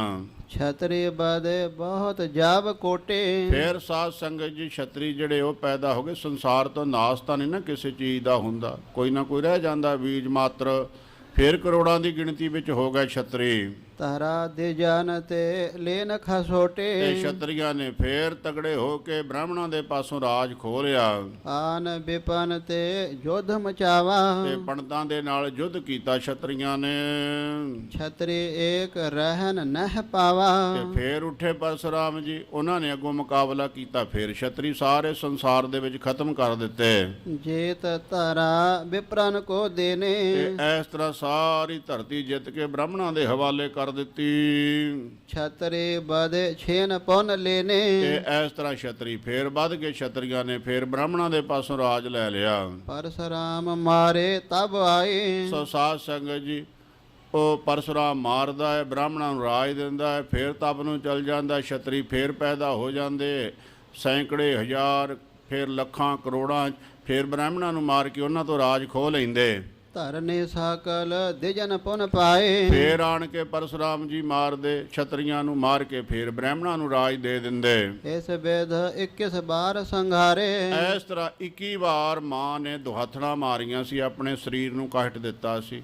ਆਪਣੀ ਮਾਂ ਦੇ ਦੁੱਖ ਦਾ ਬਦਲਾ ਲੈਣ ਵਾਸਤੇ ਪਰਸ਼ੁਰਾਮ ਜੀ ਨੇ 21 ਵਾਰ ਛਤਰੀਆਂ ਦਾ ਨਾਸ ਕੀਤਾ। ਦਏ ਦੇ ਜਨ ਕੋ ਬਾਰੰਬਾਰੇ। ਅਤੇ ਵਾਰ-ਵਾਰ 21 ਵਾਰ ਬ੍ਰਾਹਮਣਾਂ ਨੂੰ ਰਾਜ ਦਿੱਤਾ ਹੈ ਪਰਸ਼ੁਰਾਮ ਨੇ ਲੈ ਕੇ। ਰਘੁਪਤ ਸੰਗ ਭਿੜਿਓ ਇੱਕ ਕਾਲਾ। ਇਸ ਤਰ੍ਹਾਂ ਸਾਧ ਸੰਗਤ ਜੀ, ਜਦ ਰਾਮਚੰਦਰ ਜੀ ਮਹਾਰਾਜ ਆਪਣਾ ਵਿਆਹ ਕਰਾ ਕੇ ਆ ਰਹੇ ਸੀਗੇ, ਤੇ ਉਸ ਵੇਲੇ ਵੀ ਪਰਸ਼ੁਰਾਮ ਦਾ ਜੰਗ ਜਿਹੜਾ ਹੈ ਸ੍ਰੀ ਰਾਮਚੰਦਰ ਜੀ ਮਹਾਰਾਜ ਦੇ ਨਾਲ ਹੁੰਦਾ ਟਲਿਆ। ਲੜਾਈ ਦੀ ਤਿਆਰੀ ਹੋ ਗਈ ਸੀ, ਪਰ ਉਹ ਫਿਰ ਉਸ ਵੇਲੇ ਪਰਸ਼ੁਰਾਮ ਜੀ ਜਿਹੜੇ ਉਹਨਾਂ ਪਛਾਣ ਲਿਆ ਵੀ ਇਹ ਭੀਸ਼ਣ ਰੂਪ ਹੈ, ਮੈਂ ਇਹਨਾਂ ਨਾਲ ਲੜ ਕੇ ਜਿੱਤ ਨਹੀਂ ਸਕਦਾ। ਚਰਨੀ ਪੈ ਗਏ ਸੀਗੇ ਪਰਸ਼ੁਰਾਮ ਜੀ ਰਹੋ ਵਿਚਾਰ। ਤੇ ਐਂ ਕਰਕੇ ਰਾਮਚੰਦਰ ਜੀ ਨਾਲ ਵੀ ਸਾਹਮਣਾ ਹੋਇਆ ਸੀਗਾ ਪਰਸ਼ੁਰਾਮ ਦਾ। ਹਰਿਓ ਗਾਇਓ ਤੇ ਓਜ ਵਿਸਾਲਾ। ਤੇ ਇਸ ਤਰ੍ਹਾਂ ਸਾਧ ਸੰਗਤ ਜੀ, ਉਹ ਜਿਹੜੀ ਤਾਕਤ ਸੀ ਸਾਰੀ ਫਿਰ ਖਤਮ ਹੋ ਗਈ ਸੀ ਪਰਸ਼ੁਰਾਮ ਜੀ ਦੀ, ਜਦ ਰਾਮਚੰਦਰ ਜੀ ਮਹਾਰਾਜ ਦੇ ਨਾਲ ਟੱਕਰਾ ਹੋਇਆ। ਲਜਿਤ ਹੋਏ ਸਦਨ ਮਹਿ ਆਇਓ। ਤੇ ਇਸ ਤਰ੍ਹਾਂ ਸ਼ਰਮਸ਼ਾਰ ਹੋ ਕੇ ਪਰਸ਼ੁਰਾਮ ਜੀ ਆਪਣੇ ਘਰੇ ਆਏ। ਸੋ ਰੋਵਤ ਬਲ ਸਕਲ ਹਰਾਇਓ। ਤੇ ਆਪਣੀ ਤਾਕਤ ਵਿਖਾ ਕੇ 21 ਵਾਰ ਛਤਰੀਆਂ ਨੂੰ ਹਰਾਉਣ ਤੋਂ ਬਾਅਦ ਵੀ ਹਾਰ ਗਿਆ। ਤੇ ਰੋਇਆ ਵੀ ਮੈਂ ਤਾਂ 21 ਵਾਰ ਬ੍ਰਾਹਮਣਾਂ ਨੂੰ ਰਾਜ ਲੈ ਕੇ ਦਿੱਤਾ, ਇਹ ਸੰਭਾਲ ਹੀ ਨਹੀਂ ਸਕੇ ਰਾਜ। ਸੋ ਇਸ ਤਰ੍ਹਾਂ ਪਰਸ਼ੁਰਾਮ ਜੀ ਵੀ ਜਿਹੜੇ ਸੀਗੇ ਉਹ ਰੋਏ। ਜਾਚਦ ਦੇਜ ਦੇਖਤ ਜਗ ਮਾਹੇ। ਤੇ ਫੇਰ ਕੀ ਵੇਖਿਆ, ਮੈਂ ਇਹਨਾਂ ਨੂੰ ਰਾਜ ਲੈ ਕੇ ਦਿੱਤਾ ਸੀ ਬ੍ਰਾਹਮਣਾਂ ਨੂੰ। ਫੇਰ ਛਤਰੀਆਂ ਦੇ ਜਾਂਦੇ ਆ, ਉੱਥੇ ਜਾ ਕੇ ਵੇਦਾਂ ਦੀਆਂ ਸ਼ਰੂਤੀਆਂ ਪੜ੍ਹ ਕੇ ਸੁਣਾਉਂਦੇ ਆ, ਤੇ ਉਹਨਾਂ ਦੇ ਪਾਸੋਂ ਮੰਗਦੇ ਆ ਬ੍ਰਾਹਮਣਾਂ ਨੂੰ ਮੰਗਦਿਆਂ ਹੋਇਆਂ ਨੂੰ ਦੇਖ ਕੇ ਰੋਏ ਬੇਸੂਰਤ ਸੁਖ ਤੇਹ ਨਾਹੇ। ਇਹ ਪਰਸ਼ੁਰਾਮ ਜੀ ਰੋਏ ਵੀ 21 ਵਾਰ ਰਾਜ ਲੈ ਕੇ ਦਿੱਤਾ, ਫੇਰ ਇਹ ਮੰਗਤੇ ਦੇ ਮੰਗਤੇ ਬ੍ਰਾਹਮਣ ਫੇਰ ਇਹ ਰਾਜ ਨਹੀਂ ਭੋਗ ਸਕੇ, ਮੰਗਣ ਵਾਲੇ ਰਹਿ ਗਏ ਹਨ ਇਹ। ਅਜ ਨਿਰਪ ਇੰਦ ਮਤੇ ਬ੍ਰਹ ਭਾਰੇ। ਤੇ ਇਸ ਤਰ੍ਹਾਂ ਸਾਧ ਸੰਗਤ ਜੀ ਹੁਣ ਸਮਾਂ ਇਜਾਜ਼ਤ ਨਹੀਂ ਦਿੰਦਾ ਹੈ। ਅੱਗੇ ਅਜ ਰਾਜੇ ਜੀ ਦੀ ਕਥਾ ਆਰੰਭ ਹੋ ਰਹੀ ਹੈ। ਇਹ ਜਿਹੜੇ ਜਿਹੜੇ ਰੋਏ, ਕਿਵੇਂ ਕਿਵੇਂ ਰੋਏ, ਕੀ ਕੀ ਭਾਣਾ ਇਹਨਾਂ ਨਾਲ ਵਰਤਿਆ, ਸੰਸਾਰ 'ਤੇ ਆ ਜਿਹੜੇ ਸੂਰਮੇ ਹੋਏ 21 ਵਾਰ ਛਤਰੀਆਂ ਦਾ ਨਾਸ ਕਰਨ ਵਾਲੇ, ਬ੍ਰਾਹਮਣਾਂ ਨੂੰ ਰਾਜ ਦੇਣ ਵਾਲੇ, ਫਿਰ ਉਹ ਬ੍ਰਾਹਮਣਾਂ ਨੂੰ ਭੀਖ ਮੰਗਦਿਆਂ ਨੂੰ ਦੇਖ ਕੇ ਫਿਰ ਵਿਚਾਰੇ ਪਰਸ਼ੁਰਾਮ ਜੀ ਰੋਏ ਵੀ ਮੈਂ ਤਾਂ ਚੰਗਾ ਛਤਰੀਆਂ ਦਾ ਨਾਸ ਕਰਕੇ 1 ਵਾਰ ਨਹੀਂ 2 ਵਾਰ ਨਹੀਂ 21 ਵਾਰ ਰਾਜ ਲੈ ਕੇ ਦਿੱਤਾ। ਫਿਰ ਇਹ ਭਿਖਾਰੀ ਦੇ ਭਿਖਾਰੀ ਉਹ ਰੋਏ ਉੱਚੀ ਉੱਚੀ ਧਾਹਾਂ ਮਾਰ ਕੇ। ਕੌਣ ਕਿਵੇਂ ਰੋਇਆ, ਉਹ ਸਾਰੀ ਸੱਚੇ ਪਾਤਸ਼ਾਹ ਮਹਾਰਾਜ ਨੇ ਕਿਰਪਾ ਕੀਤੀ ਹੈ। ਸਤਿਗੁਰੂ ਗਰੀਬ ਨਵਾਜ ਮਿਹਰ ਕਰਨ, ਦਇਆ ਕਰਨ ਸੱਚੇ ਪਾਤਸ਼ਾਹ ਮਹਾਰਾਜ, ਆਪਣੇ ਚਰਨਾਂ ਦੀ ਪ੍ਰੀਤੀ, ਨਾਮ ਦੀਆਂ ਦਾਤਾਂ। ਸਾਧ ਸੰਗਤ ਜੀ, ਨਾਮ ਤੋਂ ਬਿਨਾਂ ਕੋਈ ਨਹੀਂ ਜੇ ਰੱਜਦਾ। ਨਾਮ ਦੇ ਵਿੱਚ ਹੀ ਸਾਰੇ ਪਦਾਰਥ ਹੈ, ਸਾਰੇ ਖਜ਼ਾਨੇ ਨਾਮ ਦੇ ਵਿੱਚ ਹੀ ਹੈ। ਜਿਹੜੀ ਵਸਤੂ ਦੀ ਲੋੜ ਹੋਵੇ ਨਾਮ ਤੋਂ ਹੀ ਪ੍ਰਾਪਤ ਹੈ। ਨਾਮ ਜਪਦਿਆਂ ਸਾਰੀ ਬਰਕਤਾਂ ਆਉਣੀਆਂ ਸ਼ੁਰੂ ਹੋ ਜਾਂਦੀਆਂ। ਧੰਨ ਕਲਗੀਧਰ ਪਾਤਸ਼ਾਹ ਕਿਰਪਾ ਕਰਨ, ਆਪਣੇ ਚਰਨਾਂ ਦੀ ਪ੍ਰੀਤੀ, ਚਰਨਾਂ ਦੀ ਸੇਵਾ, ਨਾਮ ਦੀਆਂ ਦਾਤਾਂ ਬਖਸ਼ਿਸ਼ ਕਰਨ। ਦੁਬਾਰਾ ਫਿਰ ਬੇਨਤੀ ਕਰਾਂ, ਕੱਲ੍ਹ ਨੂੰ ਸਾਧ ਸੰਗਤ ਜੀ ਸਾਹਿਬ ਕਲਗੀਧਰ ਪਾਤਸ਼ਾਹ ਜੀ ਦੇ ਪਾਵਨ ਪਵਿੱਤਰ ਸੱਚਖੰਡ ਸਾਹਿਬ ਜੀ ਦੇ ਦਰਬਾਰ ਦੇ ਸਾਹਮਣੇ ਦਰਸ਼ਨੀ ਦਰਵਾਜ਼ਾ ਜੋ ਹੈ ਉਸ ਦੀ ਆਰੰਭਤਾ ਸੰਪੂਰਨ ਸੇਵਾ ਦੀ ਅਰਦਾਸ 11:30 ਵਜੇ ਹੋਣੀ ਹੈ। ਜੋ ਸੇਵਾ ਸ੍ਰੀਮਾਨ ਸੰਤ ਬਾਬਾ ਨਰਿੰਦਰ ਸਿੰਘ ਜੀ, ਸ੍ਰੀਮਾਨ ਸੰਤ ਬਾਬਾ ਬਲਵਿੰਦਰ ਸਿੰਘ ਜੀ ਨੂੰ ਕਲਗੀਧਰ ਪਿਤਾ ਜੀ ਨੇ ਆਪਣੇ ਜਾਣ ਕੇ ਇਹ ਸੇਵਾ ਉਹਨਾਂ ਦੇ ਪਾਸੋਂ ਲਈ ਹੈ। ਉਹਨਾਂ ਨੇ ਅੱਗੋਂ ਸੰਗਤਾਂ ਦੇ ਸਹਿਯੋਗ ਦੇ ਨਾਲ ਔਰ ਕਾਰ ਸੇਵਾ ਵਾਲੇ ਮਹਾਂਪੁਰਖ ਸਾਧੂ ਔਰ ਜਥੇਦਾਰ ਸੇਵਾਦਾਰ ਸਾਰਿਆਂ ਦੇ ਪਿਆਰ ਦੇ ਨਾਲ ਉਹ ਸੇਵਾ ਨੂੰ ਨੇਪਰੇ ਚੜਾਇਆ। ਕਲਗੀਧਰ ਪਿਤਾ ਨੇ ਨੇਪਰੇ ਸੇਵਾ ਚੜਵਾਈ ਹੈ। ਉਸ ਦੀ ਕੱਲ੍ਹ ਨੂੰ 11:30 ਵਜੇ ਆਰੰਭਤਾ ਹੈ। ਸ੍ਰੀਮਾਨ ਸੰਤ ਬਾਬਾ ਕੁਲਵੰਤ ਸਿੰਘ ਸਾਹਿਬ ਜੀ, ਸਾਥੀ ਸਿੰਘ ਸਾਹਿਬਾਨ, ਪੰਜ ਪਿਆਰੇ ਸਾਹਿਬਾਨ, ਸਾਰੇ ਹਜੂਰੀ ਸਿੰਘ, ਜਿੰਨੇ ਵੀ ਤਖਤ ਸਾਹਿਬ ਦਰਬਾਰ ਸਾਹਿਬ ਜੀ ਦੇ ਸੇਵਾਦਾਰ, ਸਾਰੇ ਦਰਜੇ ਬਦਰਜੇ ਹਾਜ਼ਰ ਰਹਿਣਗੇ। ਆਪ ਵੀ ਸਾਰੀਆਂ ਸੰਗਤਾਂ ਨੇ ਭਾਈ ਸਮੇਂ ਅਨੁਸਾਰ ਹਾਜ਼ਰੀ ਭਰਨੀ। ਔਰ ਇਸੇ ਤਰ੍ਹਾਂ ਪਰਸੋਂ ਨੂੰ 4 ਤਰੀਕ ਵਾਲੇ ਦਿਨ ਗੁਰਦੁਆਰਾ ਲੰਗਰ ਸਾਹਿਬ, ਜਿੱਥੇ ਕਲਗੀਧਰ ਪਾਤਸ਼ਾਹ ਜੀ ਦਾ ਖਾਲਸੇ ਵਾਸਤੇ ਲੰਗਰ ਤਿਆਰ ਹੁੰਦਾ ਸੀਗਾ, ਉੱਥੇ ਬਾਬਾ ਨਿਧਾਨ ਸਿੰਘ ਸਾਹਿਬ ਜੀ ਨੇ ਉਸ ਸਥਾਨ ਨੂੰ ਪ੍ਰਗਟ ਕੀਤਾ। ਇਸੇ ਤਰ੍ਹਾਂ ਬਾਬਾ ਹਰਨਾਮ ਸਿੰਘ ਜੀ, ਬਾਬਾ ਆਤਮਾ ਸਿੰਘ ਜੀ ਮੋਨੀ ਅਤੇ ਬਾਬਾ ਸ੍ਰੀਮਾਨ ਸੰਤ ਬਾਬਾ ਸ਼ੀਸ਼ਾ ਸਿੰਘ ਜੀ, ਜਿਨ੍ਹਾਂ ਨੇ ਲੰਗਰ ਦੀ ਸੇਵਾ ਦੇ ਨਾਲ ਕਾਰ ਸੇਵਾ ਦੀ ਸੇਵਾ ਵੀ ਚਾਲੂ ਰੱਖੀ, ਉਹਨਾਂ ਚਾਰਾਂ ਮਹਾਂਪੁਰਖਾਂ ਦੀ 4 ਤਰੀਕ ਵਾਲੇ ਦਿਨ ਬਰਸੀ ਹੈ। ਉਸ 'ਤੇ ਵੀ ਸਾਰੀਆਂ ਸੰਗਤਾਂ ਨੇ ਹਾਜ਼ਰੀ ਭਰਨੀ। ਭੁੱਲਾਂ ਚੁੱਕਾਂ ਦੀ ਖਿਮਾ ਅੱਗੇ ਤੋਂ ਸਮਤ ਬਖਸ਼ਣੀ। ਪਿਆਰ ਸਤਿਕਾਰ ਸਹਿਤ ਫਤਿਹ ਬੁਲਾਈਏ। ਵਾਹਿਗੁਰੂ ਜੀ ਕਾ ਖਾਲਸਾ, ਵਾਹਿਗੁਰੂ ਜੀ ਕੀ ਫਤਿਹ। ਹੈ ਅਚੁੱਤ ਹੈ ਪਾਰ ਬ੍ਰਹਮ ਅਵਨਾਸੀ ਅਗਨਾ, ਹੈ ਪੂਰਨ ਹੈ ਸਰਬ ਮੈਂ ਦੁਖ ਭੰਜਨ ਗੁਣਤਾਸ, ਹੈ ਸੰਗੀ ਹੈ ਨਿਰੰਕਾਰ, ਹੈ ਨਿਰਗੁਣ ਸਭ ਟੇਕ, ਹੈ ਗੋਬਿੰਦ ਹੈ ਗੁਣ ਨਿਧਾਨ ਜੰ ਕੈ ਸਦਾ, ਹੈ ਅਪਰੰਪਰ ਹਰ ਹਰੇ ਹੈ ਪੀ ਹੋਵਣ, ਹੈ ਸੰਤਹਿ ਕੇ ਸਦਾ ਸੰਗ ਨਿਧਾਰਾ, ਹੇ ਠਾਕੁਰ ਹਉ ਦਾਸਰੋ ਮੈਂ ਨਿਰਗੁਣ, ਨਾਨਕ ਦੀਜੈ ਨਾਮ ਦਾਨ ਰਾਖੋ ਹੀਐ, ਆਏ ਪ੍ਰਭ ਸਰਨਾਗਤੀ ਕਿਰਪਾ ਨਿਧ, ਏਕ ਅੱਖਰ ਹਰ ਮਨ ਬਸਤ ਨਾਨਕ ਹੋਤ ਨਿਹਾ, ਵਾਹਿਗੁਰੂ ਨਾਮ ਜਹਾਜ ਹੈ ਚੜ੍ਹੇ ਸੋ ਉਤਰੈ, ਜੋ ਸਰਦਾ ਕਰ ਸੇਵੰਦੇ, ਕਥਾ ਨਿਤਾ ਪ੍ਰਤ ਹੋਤ ਹੈ, ਸੁਣੋ ਸੋ ਸਿੰਘ ਸੋ ਜਾਨ, ਨਾਨਕ ਗੁਰੂ ਗੋਬਿੰਦ ਸਿੰਘ ਜੀ ਸਦਾ ਕਰੈ ਕਲਿਆਣ, ਨਾਨਕ ਗੁਰੂ ਗੋਬਿੰਦ ਸਿੰਘ ਜੀ ਸਦਾ ਕਰੈ।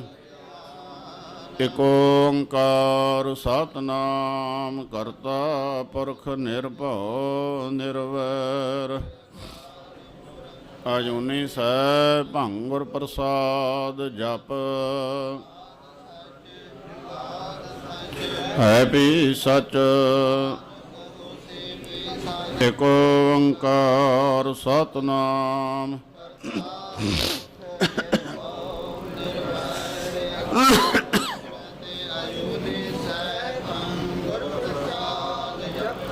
ਆਦਿ ਸਚ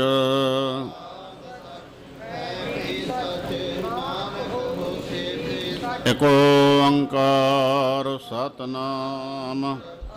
ਪੁਰਖ ਨਿਰਭਉ ਨਿਰਵੈਰ ਅਕਾਲ ਮੂਰਤ ਅਜੂਨੀ ਸੈਭੰ ਗੁਰ ਪ੍ਰਸਾਦ। ਜਪ ਆਦਿ ਸਚ ਜੁਗਾਦ ਸਚ ਹੈ ਵੀ ਸਚ ਨਾਨਕ ਹੋਸੀ ਵੀ ਸਚ।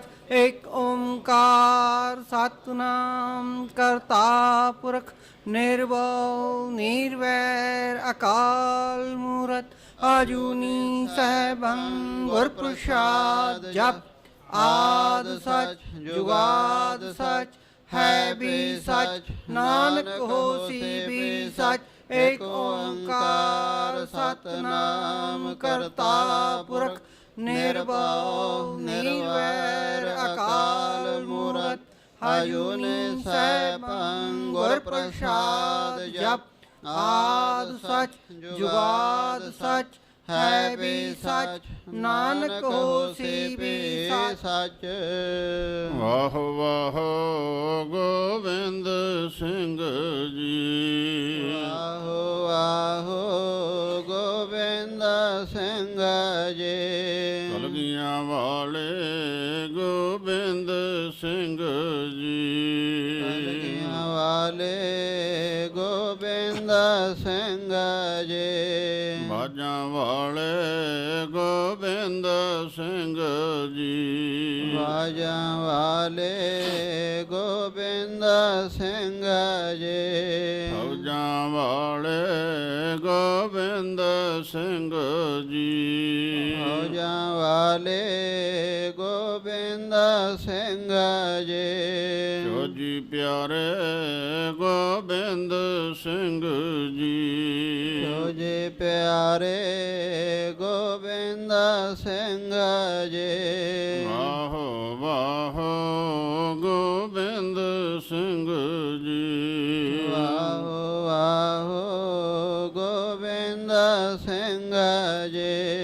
ਵਾਹੋ ਵਾਹੋ ਗੋਬਿੰਦ ਸਿੰਘ ਜੀ। ਵਾਹੋ ਵਾਹੋ ਗੋਬਿੰਦ ਸਿੰਘ ਜੀ। ਜੀ ਗੁਰੂ ਗਰੀਬ ਨਿਵਾਜ ਅੰਤਰਜਾਮੀ ਕਾਲ ਪੁਰਖ ਵਾਹਿਗੁਰੂ ਆਪ ਜੀ ਦੇ ਚਰਨ ਕਮਲਾਂ ਵਿਖੇ ਅਰਦਾਸ ਬੇਨਤੀ ਹੈ। ਸੱਚੇ ਪਾਤਸ਼ਾਹ ਆਪ ਜੀ ਦੇ ਪਾਵਨ ਪਵਿੱਤਰ ਅਸਥਾਨ ਤਖਤ ਸੱਚਖੰਡ ਸ੍ਰੀ ਹਜੂਰ ਸਾਹਿਬ ਸ੍ਰੀ ਅਬਚਲ ਨਗਰ ਸਾਹਿਬ ਵਿਖੇ ਪਿਛਲੇ ਪੈਰ ਦੇ ਦੀਵਾਨ ਸਜੇ ਹੋਏ ਦੀਵਾਨਾਂ ਵਿੱਚ ਸਤਿਗੁਰੂ ਜੀ ਆਪ ਜੀ ਦੇ ਸੋਹਣੇ ਇਤਿਹਾਸ ਦੀਆਂ ਵਿਚਾਰਾਂ ਹੋਈਆਂ। ਵਿਚਾਰਾਂ ਕਰਦਿਆਂ ਅਨੇਕਾਂ ਪ੍ਰਕਾਰ ਦੀਆਂ ਤਰੁੱਟੀਆਂ ਗਲਤੀਆਂ ਭੁੱਲਾਂ ਰਹਿ ਗਈਆਂ ਹੋਣਗੀਆਂ। ਲਗਭਗ ਜੀਵਾਂ ਬਖਸ਼ ਲੈਣਾ। ਅੱਗੇ ਤੋਂ ਸਮੱਤ ਬਖਸ਼ੋ, ਮਿਹਰ ਕਰੋ, ਦਇਆ ਕਰੋ। ਜੋ ਜੋ ਮਾਈ ਭਾਈ ਆਪ ਜੀ ਦੀ ਹਜ਼ੂਰੀ ਵਿੱਚ ਤਿਲ ਫੁੱਲ ਪਿਟਾਵਾਂ ਪ੍ਰਸ਼ਾਦ